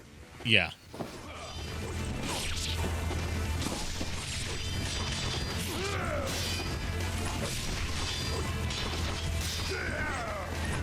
Going back to talking about the graphics in this game, the fire effects make this look so good. Like, Unreal Engine 5 is a beefy engine in terms of, like, its requirements, and especially shader compilation stutter. But it looks beautiful when, used competently, as we saw with the Silent Hill 2 remake. Huh. And when it's not used properly, you get the Lollipop Chainsaw remake. These flames, I think Fern would actually like these. Yes. More specifically, Rika Sapphire would. Yeah. Oh, there's your Fist of the North Star for you, Mega Man Burger. You must retrieve the statue. Go now.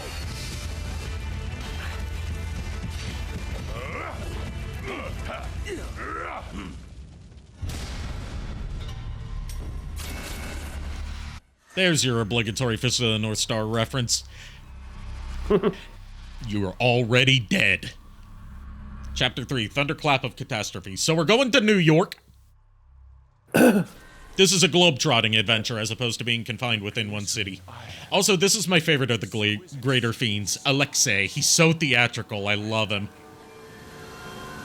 But you, my lady, must be so tired of the view.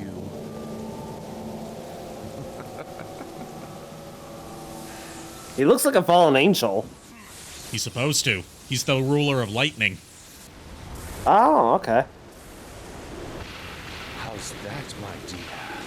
Are you pleased? Excellent. I know you've never lied to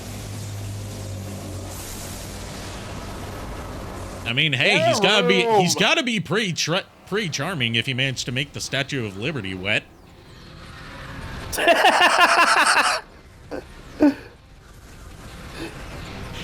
Sorry, I was channeling my Detroit Metal City fan there with, like, the episode where Krauser has to perform an impromptu show at, and yes, I deserve that,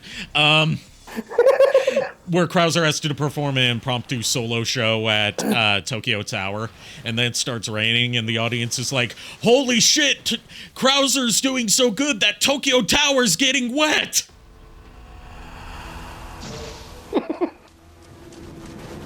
It gets so much more obscene than that I just can't say on stream. All I'm gonna say is watch Detroit Metal City. It's one of the most batshit insane short series you'll ever see. But it's so fucking good, especially for metalheads. I'm torn between two sound effects for that joke from Detroit Metal City. Yeah, I'm gonna go with I said the toned down version because they go really questionable with it in Detroit Metal City. Oh boy, so they actually go Tio. They actually go, no. They go in it. It's more so like it came out in the 2000s, so it says some stuff that you wouldn't get away with now because it's like he's humping the Tokyo Tower as they're saying this. Oh shit.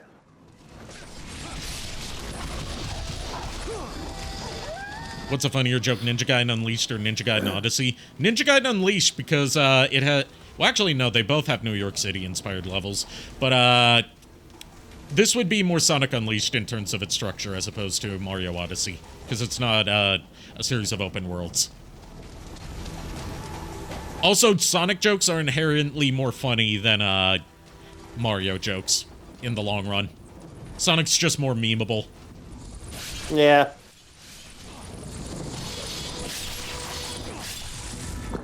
Ah, yes. New York, New York. The city's so nice they named it twice. Also, they changed some of the signs here in Times Square in Ninja Gaiden II Black. In OG Ninja Gaiden 2, it had some product placement for, like, Toshiba, I believe. Whereas here, it's a lot of, like, generic signs and also some, like, Dead or Alive tie-in stuff. Ah.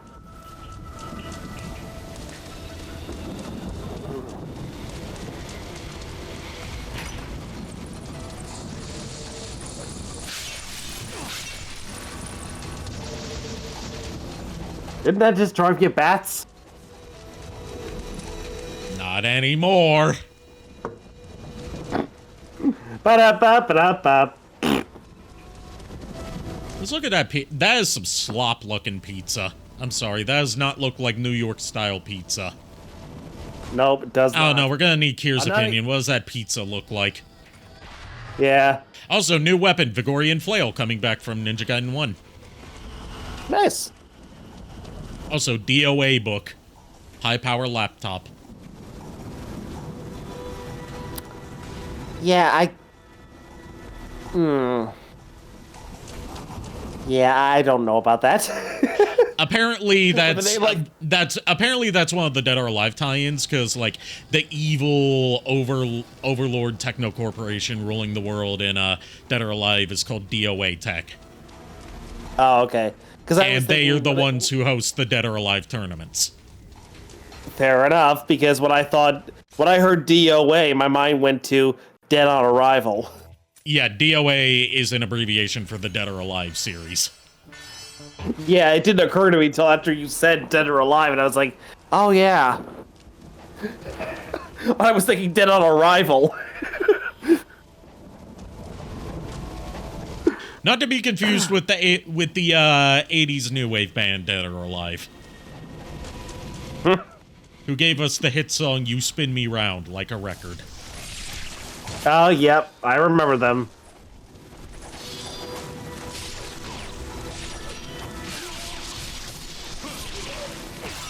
Just pulled off another Izuna drop, I think.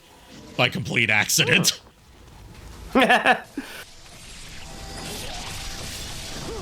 See, no, that's an Izuna drop that I pulled off by accident. See, Lord Arikado here is so good at that kind of move, he does it completely by accident. Yes, if I actually try to do it, I fuck it up every time.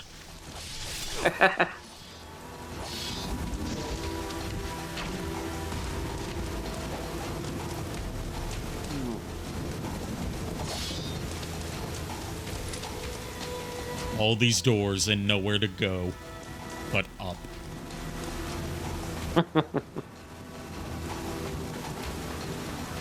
Oh, you know, it's like they say in Brooklyn.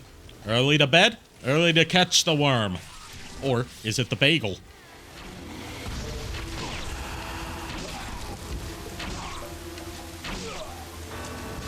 I mean, I'd probably be like I'd probably be the one saying, or early to catch the bagel.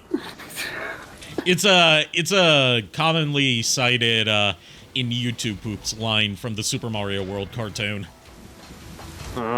Luigi says it to Yoshi as he's putting him to bed. Oh.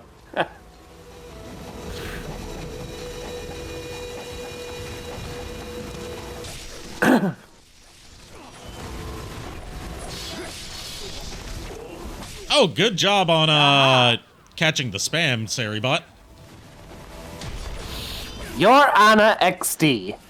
Yeah. Yeah, that totally doesn't sound like a spam bot name. Yeah, right.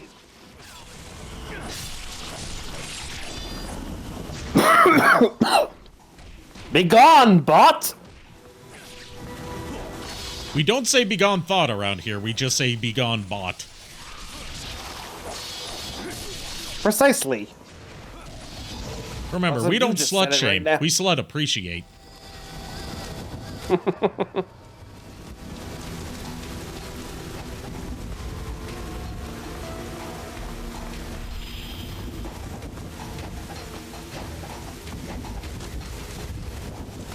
Yeah, see, among bots that we do not tolerate are Autobots. So if you're an Autobot sympathizer, let's just say I'm on to ya.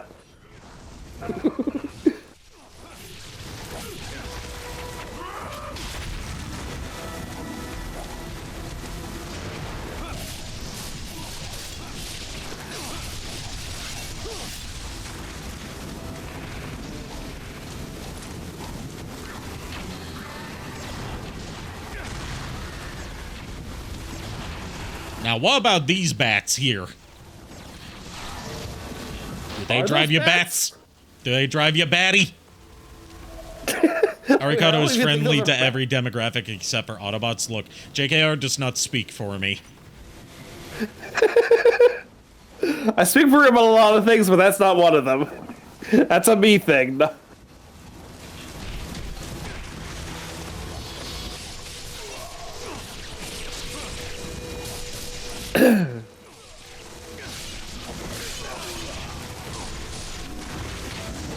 I didn't know that New York City had such a bat infestation. I thought it was more pigeons. I guess. Yeah, Chicago's got a pretty bad pigeon problem too. But I think New York also has it. But any big fucking metropolitan city has a huge pigeon problem. Meanwhile, here in North Carolina, we don't have a pigeon problem or a bat problem. We got too many squirrels.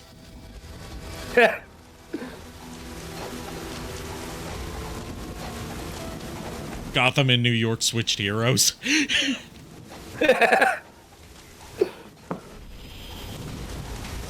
I was gonna say, but I think now that I think about it, I think Gotham was actually supposed to be based off New Jersey originally. Yeah, it was based on New Jersey.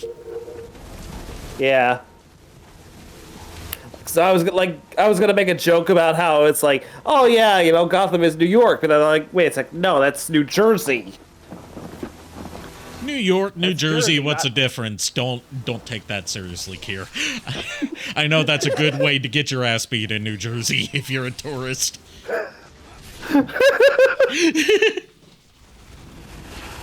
Yeah, I was. Gotham was there, Chicago in The Dark Knight. Yeah, I was actually there during one of their filmings, bits. Like my dad used to work at one of the big universities down there, downtown actually. And I remember this quite clearly. In front of the school, there was a ton of people holding up "We believe in Harvey Dent" signs. And I asked them, it's like, is this for Batman? And I was like, they're like, well, what's Batman? And I'm like, okay, yeah, this is definitely for Batman, because the signs were a giveaway. I didn't know at the time that they were actually filming in Chicago until after the fact, but yeah, I was actually there when they were doing one of the scenes that I think just got cut.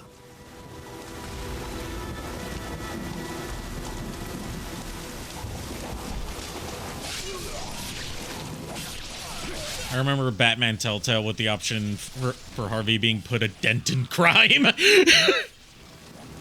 I haven't played the Batman Telltale series, but I've been meaning to. Because it's usually pretty cheap to buy. Yeah, I have it on Xbox 360. Or is it PS4? One or the other. It was on both. It was PS4. Yeah, I think I might actually have it on PS4 now that I think about it. But regardless, I tried playing it. I played through the first episode, but I could never seem to download the second one forward. Which Travis Willingham made a good Harvey Dent. I'm not surprised that he did.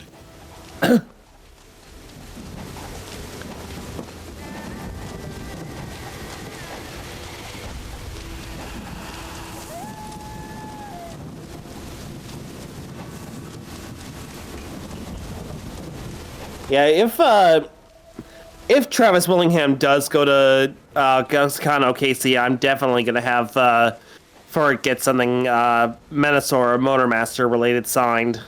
Because in my opinion, he actually was the best Motormaster / Menasor that we actually got. Like, I'm sorry to any G1ers out there, but you know damn well that the Menasor voice we had in Generation 1 wasn't that good. When did he voice Menasor / Motormaster? Was it Devastation? Robots in Disguise 2015. Oh, Robots in Disguise 2015. I forgot. I keep forgetting that there were combiners in that series because I haven't watched it. Yeah, that's fair. I know that, what's his name? Oh, God. I know Frank Welker voiced Menasor in Devastation. But I don't think he voiced Motormaster. I'd have to look that up.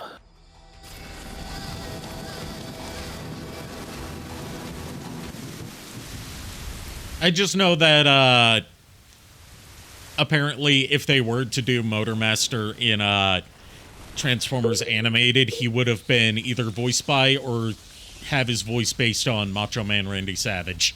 That is canon. Oh, yeah, there was no question about that. There was, like, several people, like Bobcat Goldthwait was actually, considered for, Wild Rider, I think. And I also know that, the late great, God, I'm forgetting his name now, Derek J. Wyatt, said once on Twitter that in the animated universe, you know, if it had gone on and if they had done something with Unicron and Galvatron, yeah. Galvatron would have been voiced by the guy that played Spock in the J.J. Abrams Star Trek movies. And Unicron would have been voiced by Maurice LaMarche. Yeah, I could see that. I've seen a lot of fan art of what Unicron would have looked like in animated. Unfortunately, I don't know if it ever was anywhere close to what Derek J. Wyatt would have done. I don't think Derek J. Wyatt ever designed a Galvatron for it. Like, he designed a lot of characters that he just posted on social media. But he at least had ideas in mind for what the voices would have been. Yeah, because I remember a lot of people... I've seen artwork of Unicron, and they make him out to look like this kind of stumpy character. Almost, kind of having almost the same body shape as Bulkhead.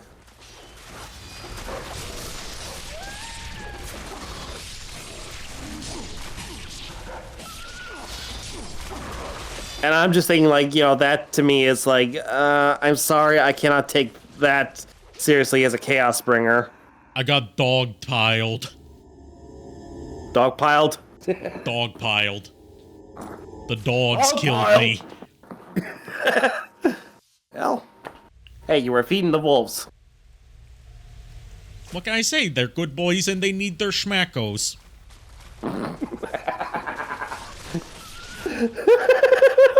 Remember, not all dogs are good boys. Some of them are good girls. Nope. Yes. Speaking of good girls, Widget is actually getting to be a really good girl now. She's learning down for the first time in, for the first time ever. She's actually learning down. Good. She's been sitting just fine when I tell her to sit, but she actually does down now, thanks to my mom.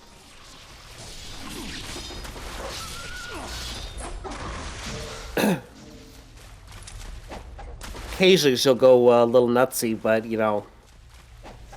yeah, she's still kind of young. Yeah, she just a baby. Yeah, even though she's fully grown, she is still the baby, and will always be the baby. Yes, baby is not just an age; it is a mindset. Yep. Just like Olive is turning 9 this year, but she's still the baby. Oh hell yeah! Well, wait, Olive is turning 9 this year? Wow, time flies. Yep.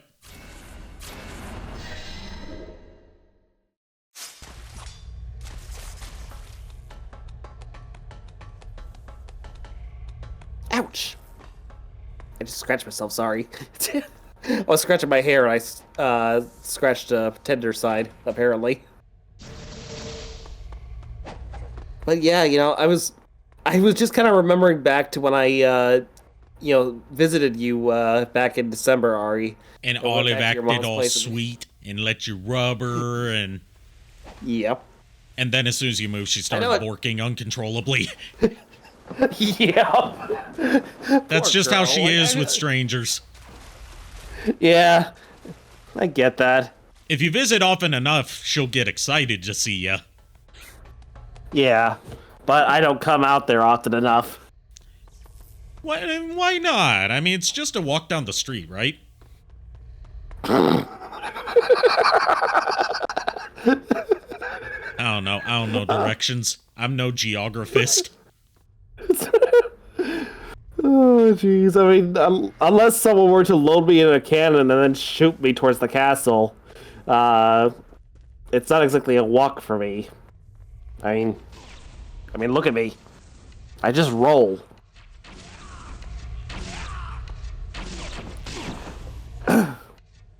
So, if you had a theme song, would it be Rollin' by Limp Bizkit? I've been thinking about that. Which is also, coincidentally, the theme for the new Devil May Cry anime. Surprisingly enough, wow, my voice cracked there. But yeah, surprisingly enough, I was thinking about that, and two songs come to mind. One is Rawhide's theme, because, that's just rolling, rolling, rolling. That's funny to me. And then the other is a new Jelly Roll's Run It, I think it's called, from Sonic 3. Can I say that, as someone who's not a connoisseur of country music, I find it weird that Jelly Roll was in, like, fucking everything last year. Like, he was in so many fucking songs and on the Sonic 3 soundtrack. It's like, who is this Jelly Roll, and why is he suddenly everywhere? Yeah, I don't know. It's like, I'm not a country music fan whatsoever. That's the thing. I don't really care for it much, but this was actually something that was just like, it sounded good, was audibly pleasing, so I, added it to my playlist. Along with another song that I found recently, Will You Remember Me by the Pine Box Boys, which is an old song by today's standards, because this song... I can tell by the name of the band. Jesus Christ, that's an old school name. Yeah. It's quick, go for a swim. This ain't no time for swimming. I need to wash the blood off me. You don't want to attract fleas, ticks, and mosquitoes. They really bother. Oh, don't I know it. I'm probably, like, the only person who remembers that commercial. Hello, mother. Hello, father. Fleas, ticks, mosquitoes really bother. It was an ad for Canine Advantix set to, sung by, like, a talking puppy. Talking, like, yellow lab puppy. And it was set to, like, the tune of Hello, Mudda, Hello, Fada by Alan Sherman. Yeah. Yeah, I remember that. I actually do remember that. At the end, he's like, Mother, Father, please disregard this message. Yeah. Mudda, Fada, kindly disregard this letter.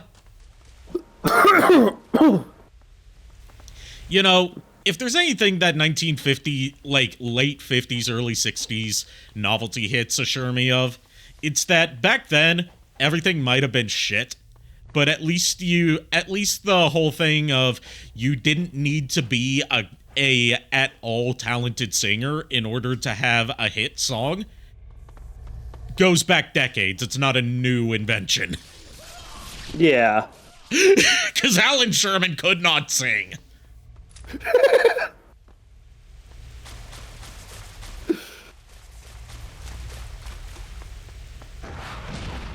Ah! Surprise, motherfucker. I need to have surprise, motherfucker as a sound alert, because I'm thinking of having that as a recurring bit throughout my reviews whenever I get, like, caught off guard by something I wasn't seeing coming. Hell yeah. And I'm incorporating that in my Doom 2 review, and I intentionally sought out the lowest quality upload of that clip that I could find, just for the inherent crustiness of it. Like, you can count the number of pixels on screen. That kind of crusty. Jeez. How many times have I gotta tell you, stop going for a swim? I like swimming, and the pool's closed. Yeah, shouldn't be swimming around the fucking sewers.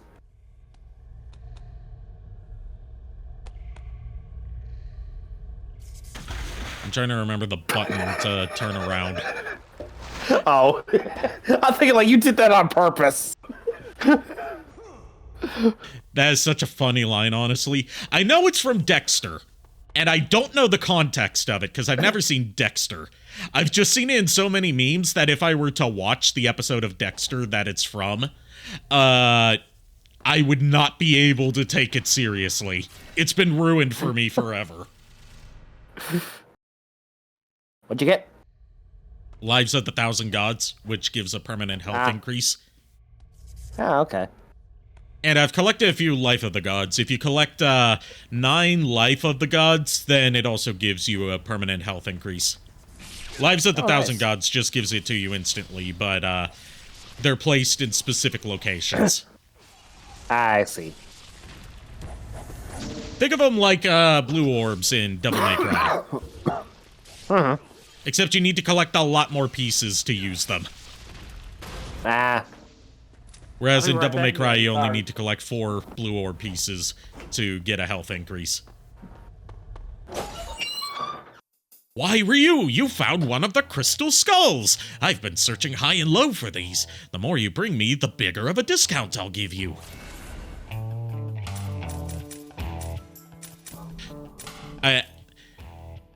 I look at that and I think back to, like, a line that stuck out to me from the PC version of Mario is Missing, which had voice acting, funnily enough.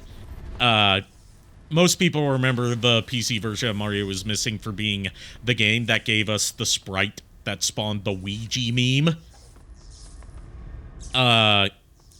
But it also has voice acting for, the guides that you have to answer the trivia questions from that all look like Princess Peach. And there's one part where, like, one of the items you have to return is, like, a fossilized skull.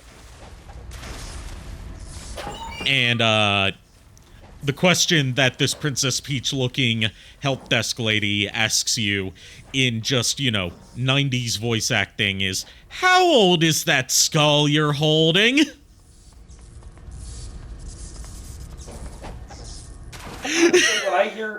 When I heard a fossilized skull, my mind went to, it's like, oh, it's a Yorick skull! Alas, poor Yorick. I knew him, Horatio.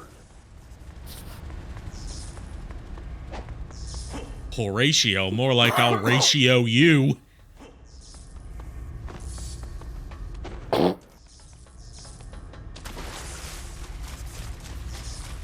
I don't know, I'm out of jokes. I've slept like shit for 3 days in a row. I don't blame you, dude. I've had a similar trouble past few nights, but lately I've been taking melatonin just to help me get some actual. Oh yeah, melatonin's great for that. It's just I can't take melatonin and my sleep medication together, or else it'll just like knock me out for like a full day straight. Oh shit! Damn. Yeah, that has happened to me before, where I've slept an entire 24 hours. Oh wow. Like that plus my CBD oil. Yeah.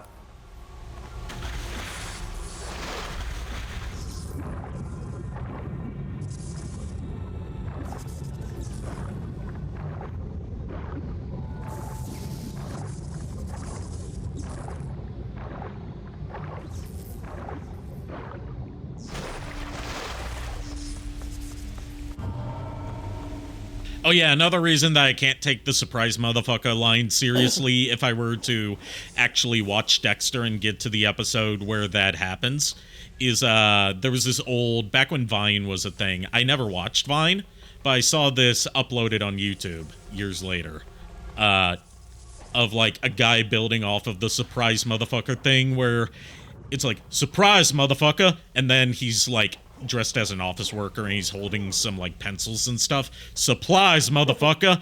And then he's holding like some McDonald's French fries. Some fries, motherfucker. Then he's dressed like a judge. All rise, motherfucker. I remember this, honestly. I do remember what you're talking about because I've seen it too on YouTube some time ago. I was never on Vine myself, but I knew a lot of I knew of a lot of Vine stars. Some less. Yeah, we have Vine to thank for giving us the Paul brothers. Yeah, but we also have Vine to thank for. Hey, Kier, welcome back. If you've been back, I don't know. But I remember Vine actually gave us Thomas Sanders, who honestly is hilarious for a lot of his old gags they did. It's like, he had a lot of funny stuff.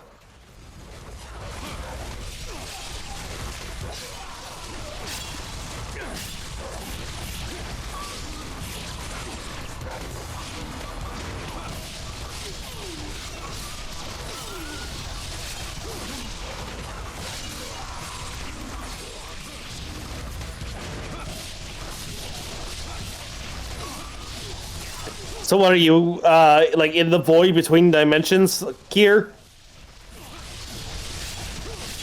I think that probably means he's been either drinking or partaking in some gummies. The answer is probably yes. The answer is yes. Yes to what? Just yes. Yeah, right?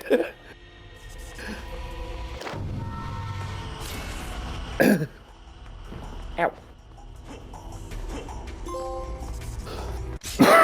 God damn it, I was making a joke about the void. The void. Void. Void. Void.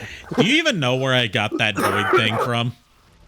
I have no idea, dude. It's from Dragon Ball Z Abridged, when Goku and Gohan go into the hyperbolic time chamber to train to fight against Cell. And like Gohan's just in awe at how expansive the hyperbolic time chamber is, but also how it's just like an empty expanse. And Goku says, "Yep, there's nothing here but us and the void." And then void starts echoing after he says that. Oh, and then Gohan's like, does your voice always echo in here? And Goku says, "Nope, just when you say the word void. Void. Void." Oh, so I guess I need to avoid saying that void. Void. Void. Oh, jeez. I mean, Gohan walked into that. Yeah.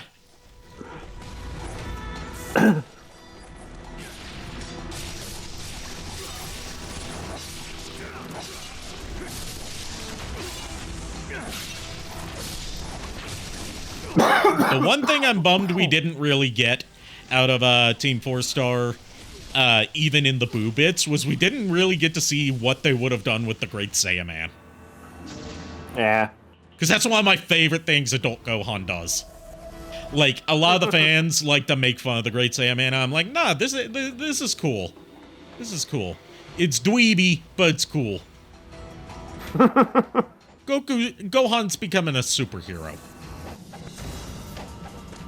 And he made his own costume, all by himself. Where'd he get the helmet from? I don't know, but I want one. Hi, Billy Mays here. No, he didn't get it from Billy Mays, because that definitely did not cost just $19.95, plus shipping and handling. But I'm not done yet. If you call right now, I'll throw in the Big City Slider absolutely free.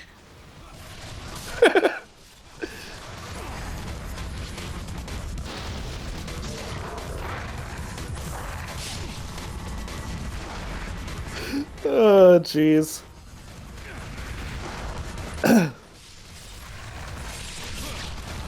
Now here's a question for you: who was the better commercial salesman? No one's ever going to top Billy Mays. I was just gonna ask you: is it between Billy Mays and Phil Swift? Billy Mays, definitely. Phil Swift Phil Swift has Billy Mays to thank for his entire Pitchman style. Billy Mays pioneered that. That's fair. We wouldn't have the memorable Flex Tape and Flex Seal family of products ads without Billy Mays setting the foundation for that style of commercials. That is fair. And I can guarantee if Billy Mays were still with us today, he would be all in on the internet memes about him.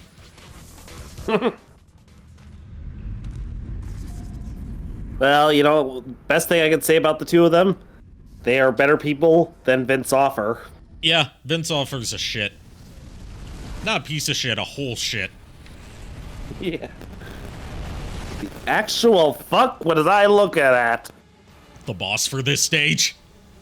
The Death Megalo Flyer.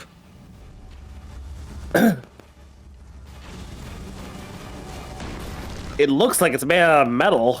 It is made out of metal. Like liquid metal, I mean. Like the fucking T-1000.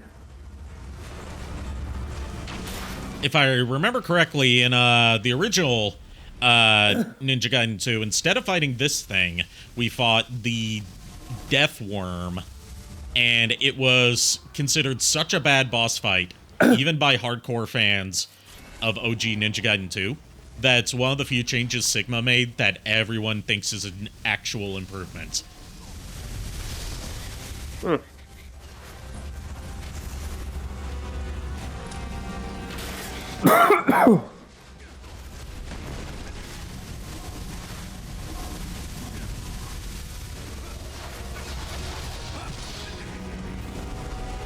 Oh, great, the thing's spawning. Yes. The miracle of birth, everybody.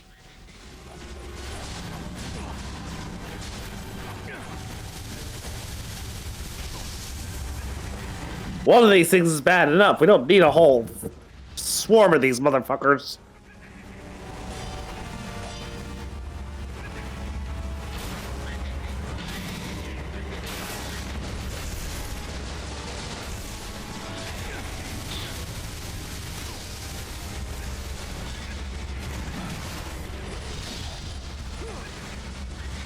You mostly used arrows on this boss. I mostly do too, even though that's a slow way to take it down. Because, in original Ninja Gaiden 2, like, the bow worked differently, because you could charge the bow like it was an ultimate attack to, deal more damage. And, from Sigma 2 onwards, they just made it work like the Ninja Gaiden 1 bow, where you just aim and shoot.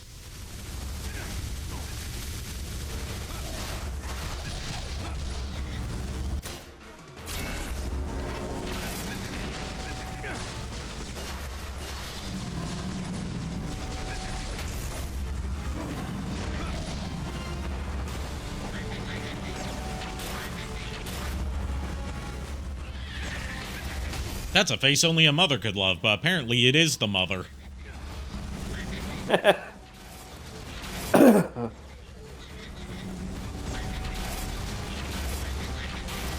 So what, is this thing like, a fiend or something? Or is it like... I have no idea. It just shows up and is never mentioned again.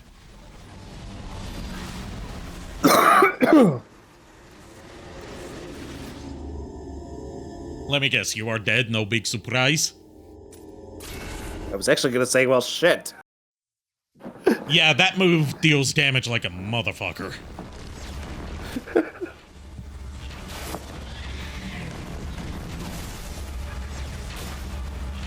Don't you throw your children at me, ma'am!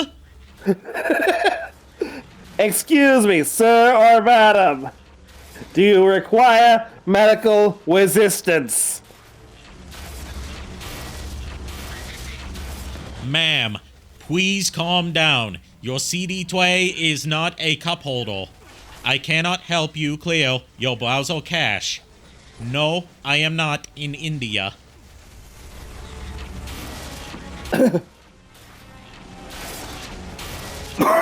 just need to talk with your manager. I can help you with that. Please hold on the line while I get someone who can help you with that. Wait, what? Doo-doo. Doo-doo-doo. Doo-doo-doo-doo. It's the hold music. Doo-doo. Ba-doo-doo. Ba-doo-doo-doo. Hold music. Doo-doo. Ba-doo-doo. Doo-doo-doo-doo. Alright, I'm back. Your call is very important to us. Please stay on the line while okay, I'm back. One of my favorite bits that Homestar Runner ever did. It's still applicable. It's even more applicable today. Yeah. Except instead of no, I'm not in India, it's no, I am not a machine. Yep.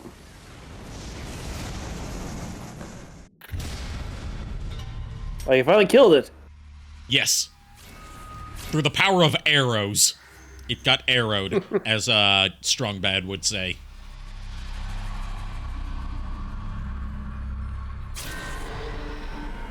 Hey, Chuck. Behold.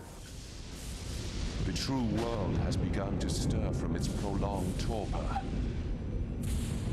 Look around you. Imagine dragons. Era of silence, trapped in eternal slumber. Alexei.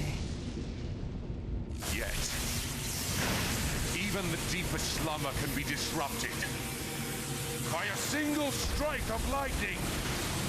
Also, before anyone asks about voice actors in this game, because I keep bringing up recognizable voice actors when I recognize them, yes, that is Robin Atkin Downes as Alexei, the Fiend of Lightning. We previously heard him as Gamov in Ninja Gaiden 1.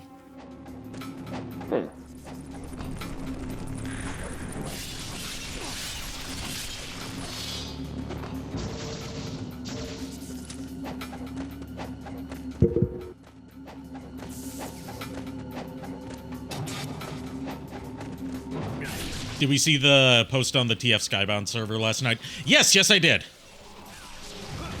Looking forward to getting started. I've been a little Yeah, I saw it, Chuck. I'm just under the weather. I came down with a really bad virus on Tuesday, and I'm just now getting over it.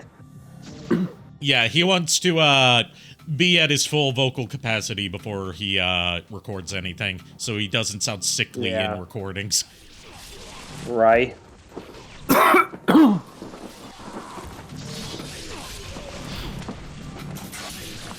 I'm too much of a perfectionist with my voice work.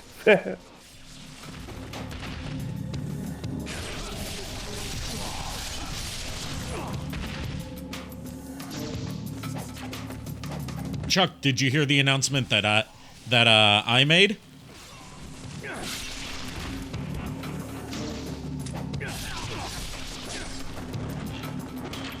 Let's wait for him to respond in the chat. Mm-hmm. You know, other than the automatic announcement that I was going live, of course. Yeah.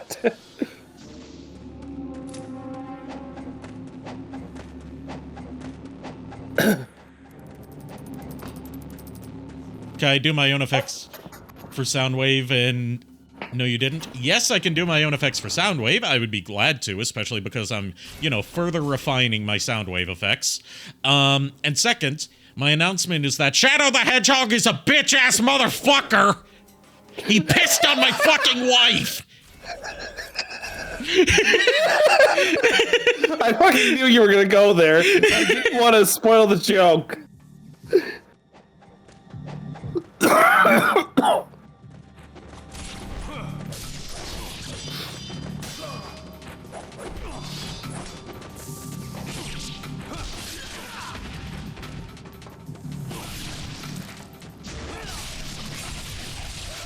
But yeah, I can do my own Soundwave effects. I've already done some Soundwave lines for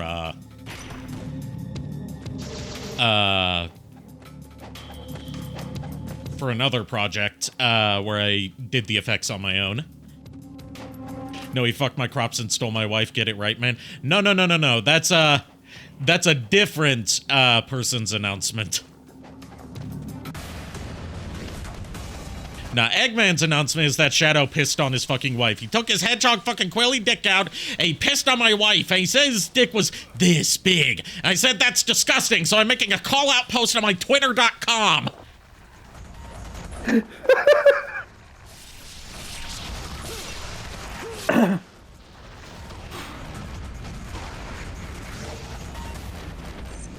And then yada yada yada, he pisses on the moon.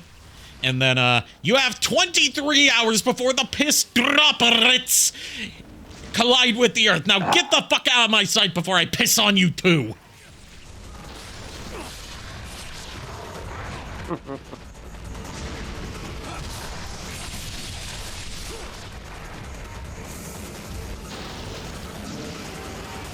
Also, can I tell you, it is hard. You know, some people have trouble rolling their R's, I've noticed. It's difficult to roll an L, but I've managed to do it, as you just heard. Yeah. Sorry your connection dropped, so you caught, like, the last 5 seconds of that. Aw, man. Damn, Wi-Fi connection, ruining the delivery of my joke. That's someone else's joke that I'm just repeating here. Because what am I, if not unoriginal? I mean, just look at my username.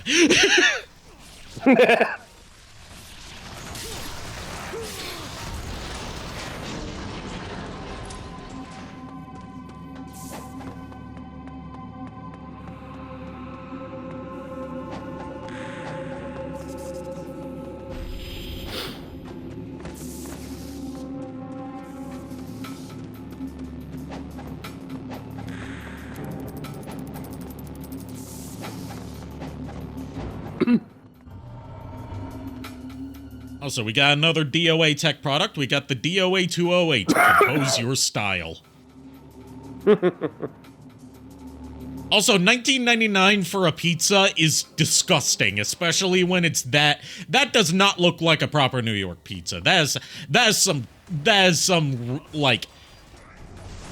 not a real pizza. It's not even like Chicago style, like regional variant pizza. That's just a crime against pizza in New York. Yeah. Agreed. Like, you don't go to New York and order a pizza that looks like that and pay $19.99 for it. No, you buy a single slice. You buy it by the slice. You don't buy a whole pie. I say as someone who's never been to New York. You couldn't pay me to buy a slice of that pizza. You want to know the worst pizza that I've ever seen in person? Other than the pizza from Fuel Pizza that I had once. Which, no, I don't mean gas station pizza. It was a chain that I've only seen in 2 locations of in my hometown that was called Fuel Pizza. Huh. And it had the worst pizza I've ever had. But the worst pizza I've ever seen in person that wasn't that was at a pizza party for like a class I was taking, and they asked us what kind of pizzas they want us to order for them. And one of them ordered a pizza that was like barbecue chicken and corn. That's ugh. And I'm like, those are good on their own. They're good mixed together. They don't belong on fucking pizza. No, like, they do not. I've had barbecue chicken pizza before. It's pretty good. But not mixed with corn. Corn doesn't belong on pizza. No. No.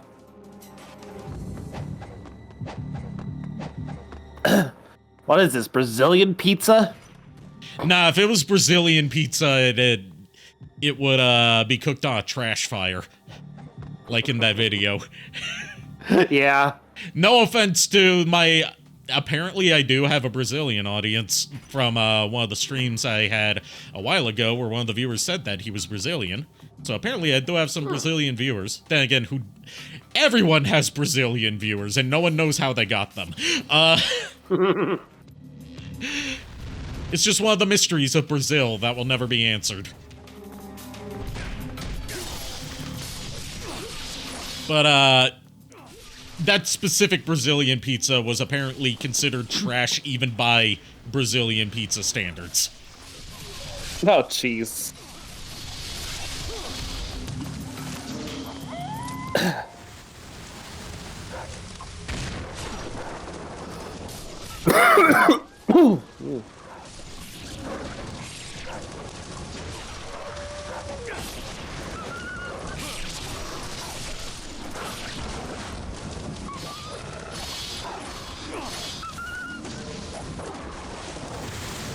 I don't think I even hit that dog. I think it just keeled over and died. He got too excited and fell asleep. He's not dead, he's just taking a nap. I say because I hate killing dogs in video games. Yep. That's why I never kill the dogs in Metal Gear Solid 3. I only tranquilize them. Good. They don't deserve to die. They're just being good boys for their trainers. There's no reason to kill the dogs.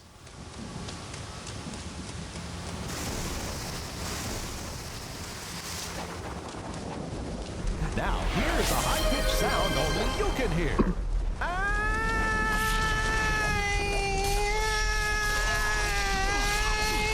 That's still one of my favorite interviews I've seen on Space Ghost Coast to Coast. Just the idea of him interviewing a collie specifically appeals to me because my very first childhood dog was a collie. Aw. Like, when I say childhood dog, like, they had him before they got me. Oh, wow. So, he grew up with me, and he was the sweetest boy. His name was Jonesy. And then he went to live with my granny and grandpa. And he lived a good life, except for the times where, during the summer, because he got so hot, they would shave him. And he always acted so humiliated not having his long coat of fur. Because he looked like a deer without antlers. Oh, jeez. I'm sorry, but that is just, like, I feel bad for him, but at the same time, I just think that's just fucking cute. I also never heard him bark once in my life. Huh. I have no idea what his bark sounded like. I never heard it. He was just that well behaved. Oh, wow.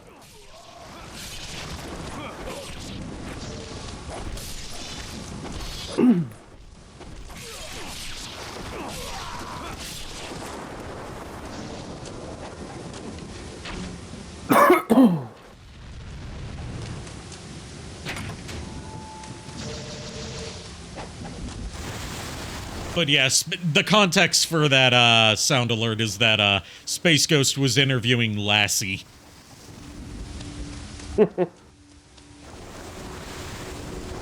Because it was right around the time that Lassie movie from the 90s had come out. Ah, okay.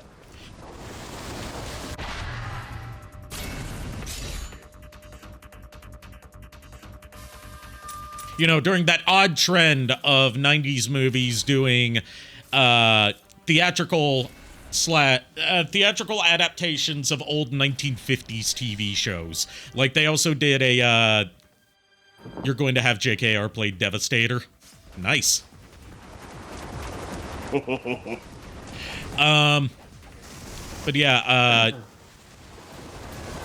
like, one that sticks out to me as far as those, like, 90s theatrical adaptations of 50s TV shows was, there was a 90s, like, you know, extremely shitty comedy adaptation of the Beverly Hillbillies. And that was my introduction to the Beverly Hillbillies. So you're playing Screamer and Devi JKR? Just ring what Chuck says. Yeah, I was gonna ask you, because I was like, aren't I also cast as Starscream? I mean, it wouldn't be a Transformers production without people voicing multiple characters. No, I know. Just look at Frank Welker. He voiced like half the Decepticons. If not more. That's fair. Trying to find an old, there's a line that I found years ago that Ferg and I were screwing around with on what was it called?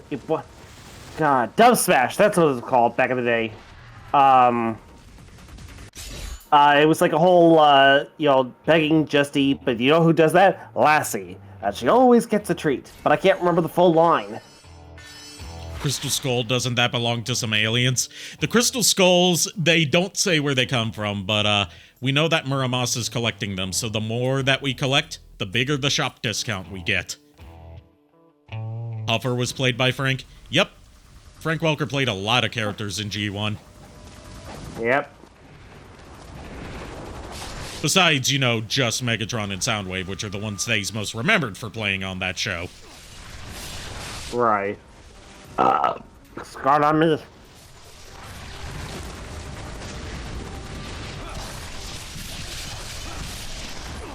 With good reason. Yeah, those were stellar and iconic performances.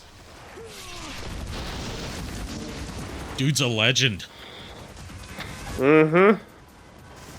I really hope to see him over at TFCon this October. But we'll see if he's actually going to be going to TFCon.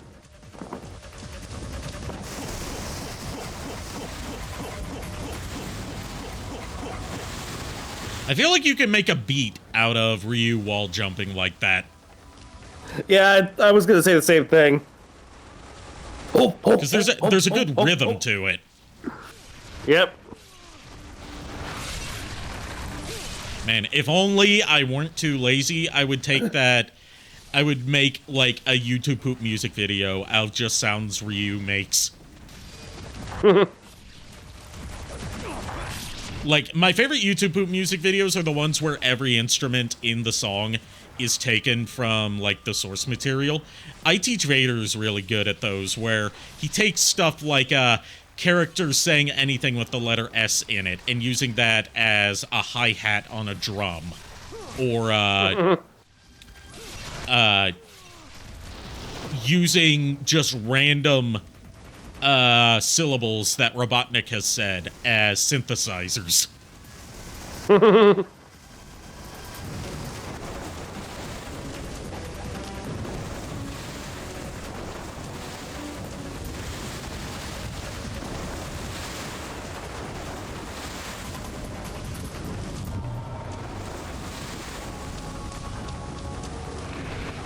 That's right. Pingus!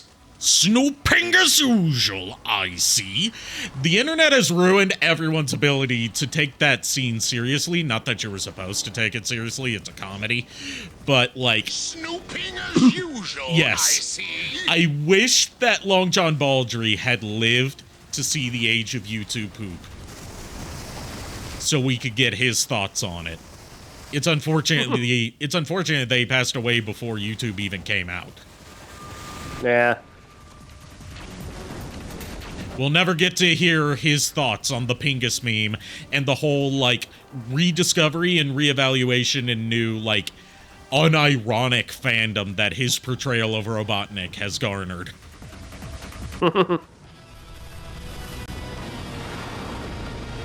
This will probably be our last stage for the night. Okay.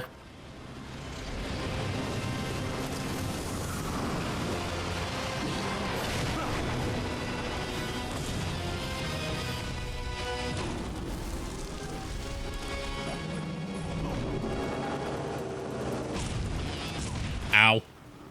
Ow! That's kind of height. It's okay, I'm a professional. Yes, a professional idiot. Hey, that takes skill to do it without getting hurt too bad.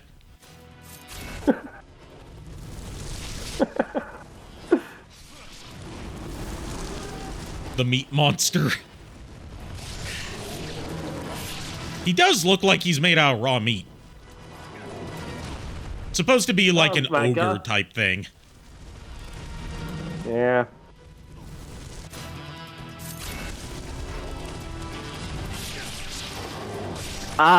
We'll see, Chuck. Because I wanted to talk to Ari about after the stream. Okay. I was going to say, this boss fight is just the final boss of PETA. A monster made of meat.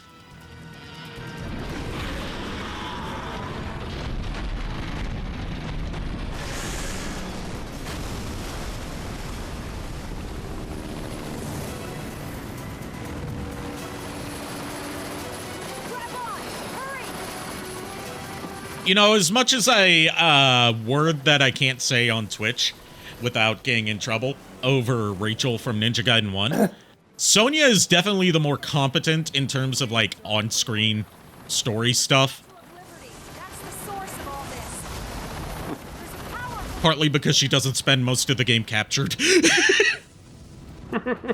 Or otherwise incapacitated. Be careful.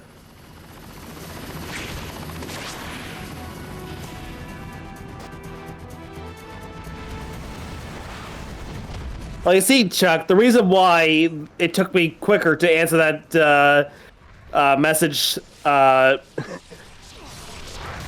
than before is because when you sent your messages before, I didn't see them.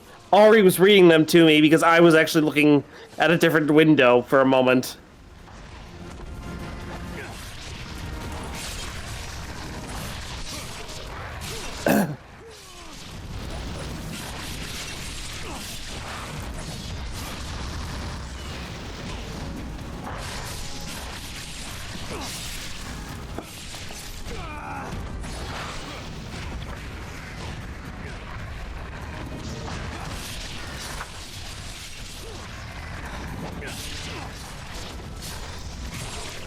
If I were to, you know, if you were to fight against a swarm of bat fiends like this, what would your, pre-ass-kicking one-liner be? I already know what mine would be.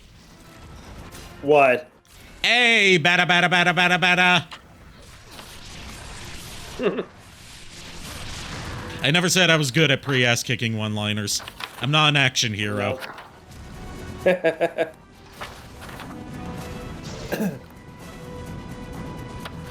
I think that bat just kamikazed itself.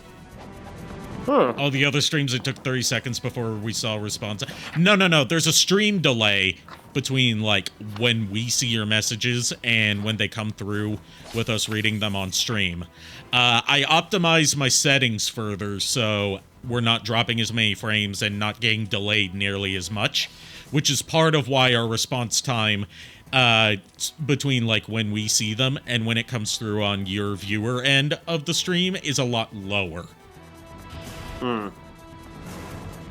Turns out, I need to do some tinkering with the new Twitch Enhanced Broadcasting feature on OBS, and now I have done 2 streams in a row where I've dropped next to no frames. Nice. You were thinking it's a lot more optimized? Yes, it is. Also, new weapon, Enma's Fang. A massively heavy longsword that is capable of demolishing nearly any target. And with this, we get the Vigor mythology. As it says in the book of Genesis, in the beginning, a great inconsistency flowed out into the nothing. A nothing that was afraid of its own nothingness. A pure terror without color, without sound, without smell, without taste, without touch. It really fucking sucked back then. It formed the root of all deification, and eventually it coalesced into the shape of the first deity, Gerdu. Gerdu gave birth to all elements, providing them with order and function. In a remote area of space from where Gerdu provided order, there existed the territory of chaos formed from elements without shape. I'm sorry, what was that? I was coughing. Nothing. Oh. This chaos, which had been forgotten during the blessings of Gerdu, existed at first as only an instinctual fear, but eventually the chaos began to take shape and a consciousness was formed within it. At first, this was just a small, envious presence, but eventually it grew and became clearer. This marked the appearance of the hatred. The chaotic nature of the hatred further evolved it, bringing it to the level of a deity. Thus, the ancestor of all archfiends, Vigor, came into being, and the first conflict was set into motion. I am not reading the rest of this, because my vocal cords are getting tired. I just see that there's a section called the Book of the Dragons, and as such, I must recite the holy prayer. Dragon these nuts. Amen. Oh, jeez. Also, you're buzzing. Oh, shit. Hang on. Also, not anima, Enma. Enma is a figure in Japanese mythology who is basically the judge of the afterlife. Think of him like Anubis. He determines whether you go to heaven or hell. If you know King Yema from Dragon Ball Z, he's supposed to be the King Enma from Japanese mythology.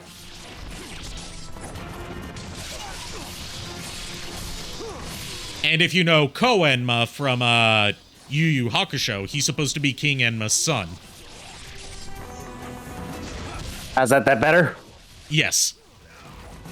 Yeah, I'm assuming it's just the features of Discord causing that, because I would be. And yes, I know what an enema is, Chuck.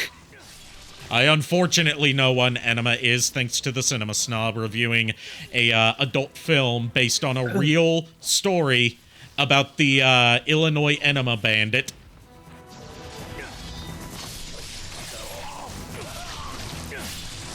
I'm not making that up. That was a real criminal who was, who terrorized the town of Champaign, Illinois. Oh, jeez. He would break into people's houses, rob them, and forcibly give them enemas. Oh, jeez. Frank Zappa wrote a song about him. Sounds like a shitty story? Literally. Ba-da-ba-ba-da-ba.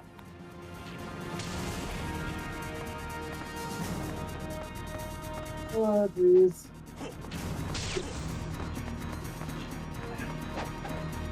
Basically, what I'm learning is that, you know, present company aside, Illinois' got a lot of shitty people in it. That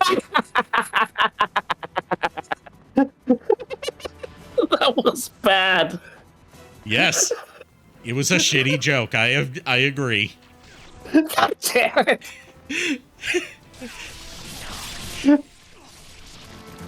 It's not often that I get to bring up the Illinois Enema Bandit and have it actually tie into something that's relevant to either the game or something said in chat. But I'm glad you gave me this opportunity, Chuck. Hey, Chris. Haven't seen you in a while. How you been? You returned from your goon slumber? Is that like Odin sleep?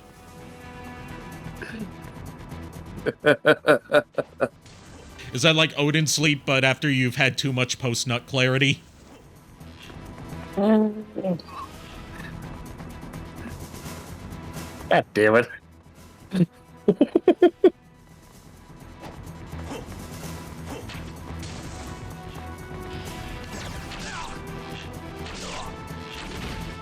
You got a new PC and started to learn to use Blender.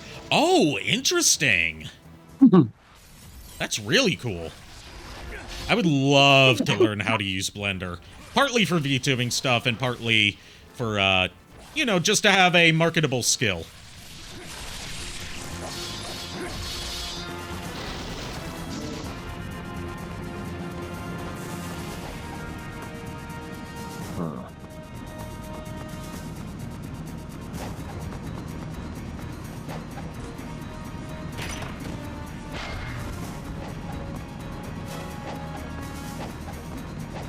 Oh, are you learning Blender 2, Mega Man Burger?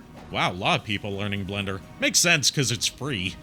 Doesn't have any kind of payment scheme to it, unlike Maya. I didn't know Blender was free. Yeah, Blender's always been free. No idea. I did not know that until That's now. why it's the most popular 3D animation software to use for independent animators, because there's no licensing fee to it and no fee to to even get a hold of the software. It's just all free. Yeah, it's open source. Which means that there's also a lot of community extensions to it if you need to use it for more specialized purposes. Like, there's a lot of extensions for working with 3D VTuber models to make that easier. Open source, open cheeks. I mean, depending on what you're using that open source software for, it could involve some open cheeks. All I'm saying is I'm not checking your browsing history. You actually started using Maya first due to your college. I was supposed to start learning Maya, but then the head of the art department quit. And everything's just been kind of in limbo since then.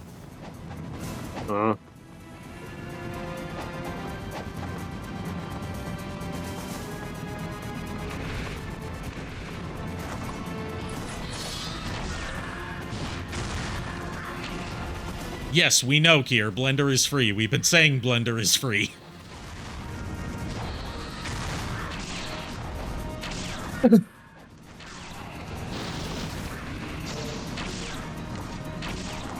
Almost 1-to-1, but worth learning. Sorry, very out of it. I can tell you're very out of it, because you keep popping in and out at random. Brief moments of lucidity between the haze and malaise. You ain't checking your browser search history neither. See, that's what separates the boys from the men, says the gender fluid person. Boys try to hide their browser history by using incognito mode. Men aren't ashamed of their browser history.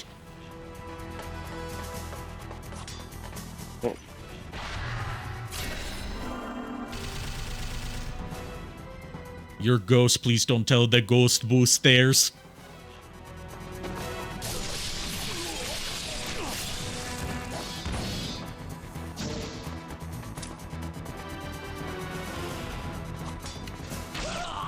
And, you know, I thought about, speaking of the ghost boosters, there was a gag I thought about doing for, my Live 2D debut that ended up not happening because I rushed the whole thing and didn't really set up a proper debut celebration for it.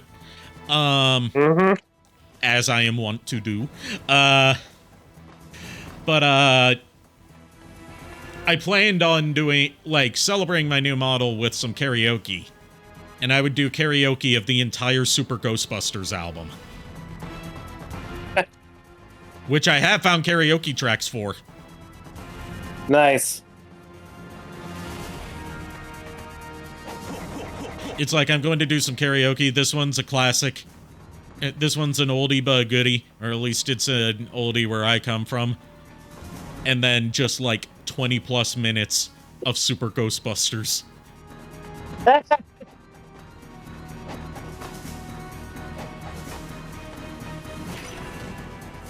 Your browser history is just YouTube, GitHub, and a lot of scaly ladies. See, my browser history is a little bit different because I have to use Opera GX's built-in VPN because I live in a southern state and that blocks access to certain spicy websites. Because living in the south is totally fun and not at all a pain in the ass. Yeah.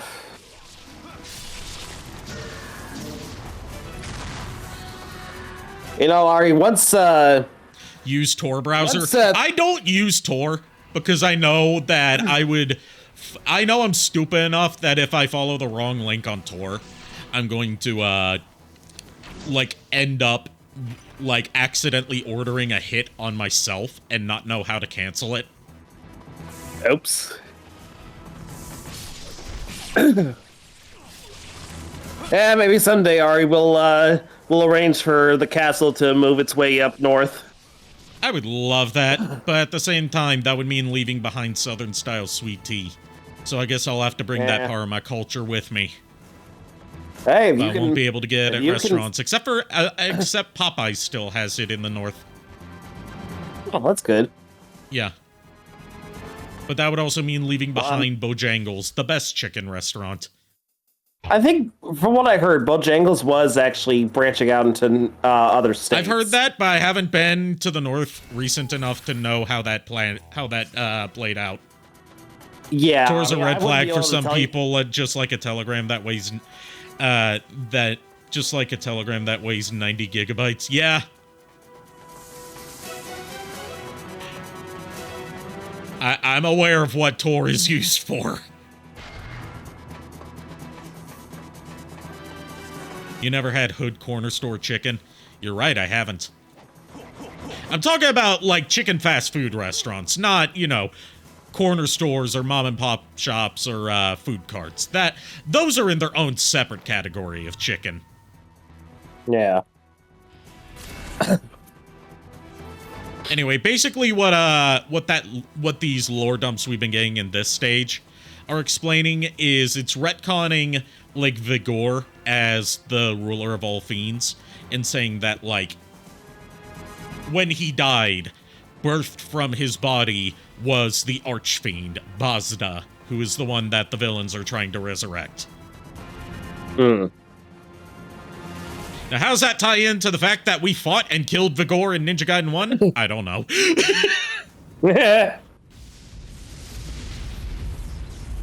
Anyway, time to fight the guy who kept on making the Statue of Liberty wet.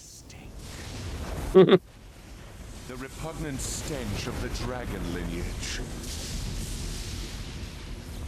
The final lament. Uh-oh, stinky. That's death you smell. You're a stinky boy, Ryu Hayabusa. Span of flies. I have experienced things your feeble minds could never comprehend. The music of the spheres, echoing through the cosmos. You may call me Alexei.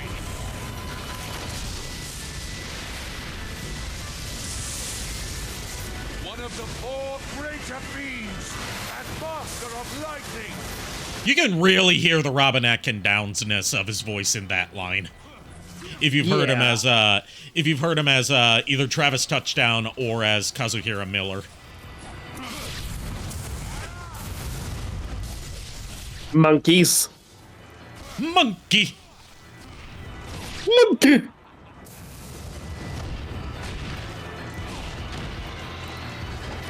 Wow, he's in this series a lot. Yeah, for some reason he keeps voicing, like, different villains in this series. I don't... Not to say that more Robin Atkin Downs is a bad thing, but it's weird how many times he shows up in Ninja Gaiden. Considering this was before he was a relatively high-profile voice actor.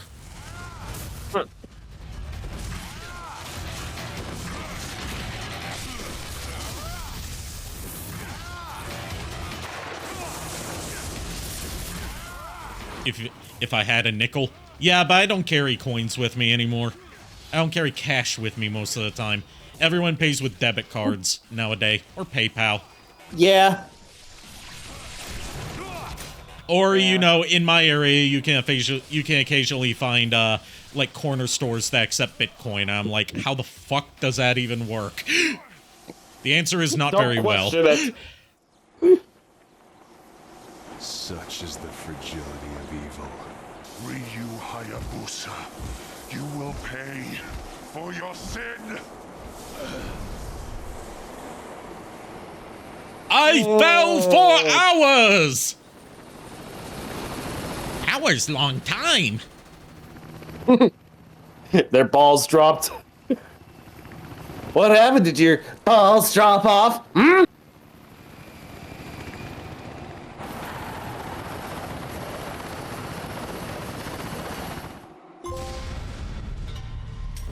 Anyway, we freed the Statue of Liberty.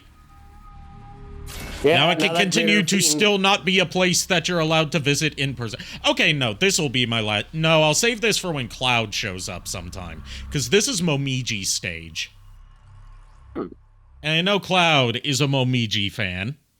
And I want them to be here for that. Makes sense. So yes, let's get out of the void. The The voices seem deeper than usual. Yeah, the mixing was a little weird on that. There was like some sort of pitch shift going on. I think it's also, it might have been like re-recorded audio. I don't know. I'd have to play the original and this back to back. Let's see who we are going to raid. We are going to raid.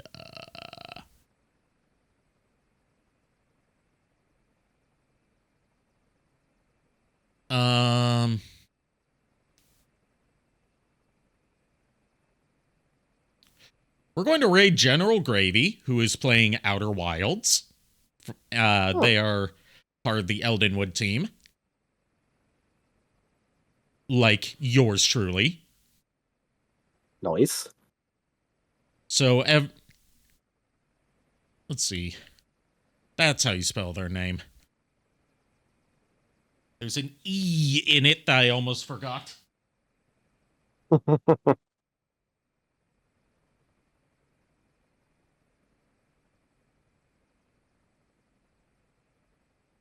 There we go. General Gravy. Gravy, I'm guessing in terms of like graveyard, not gravy as in the meat sauce. Yeah.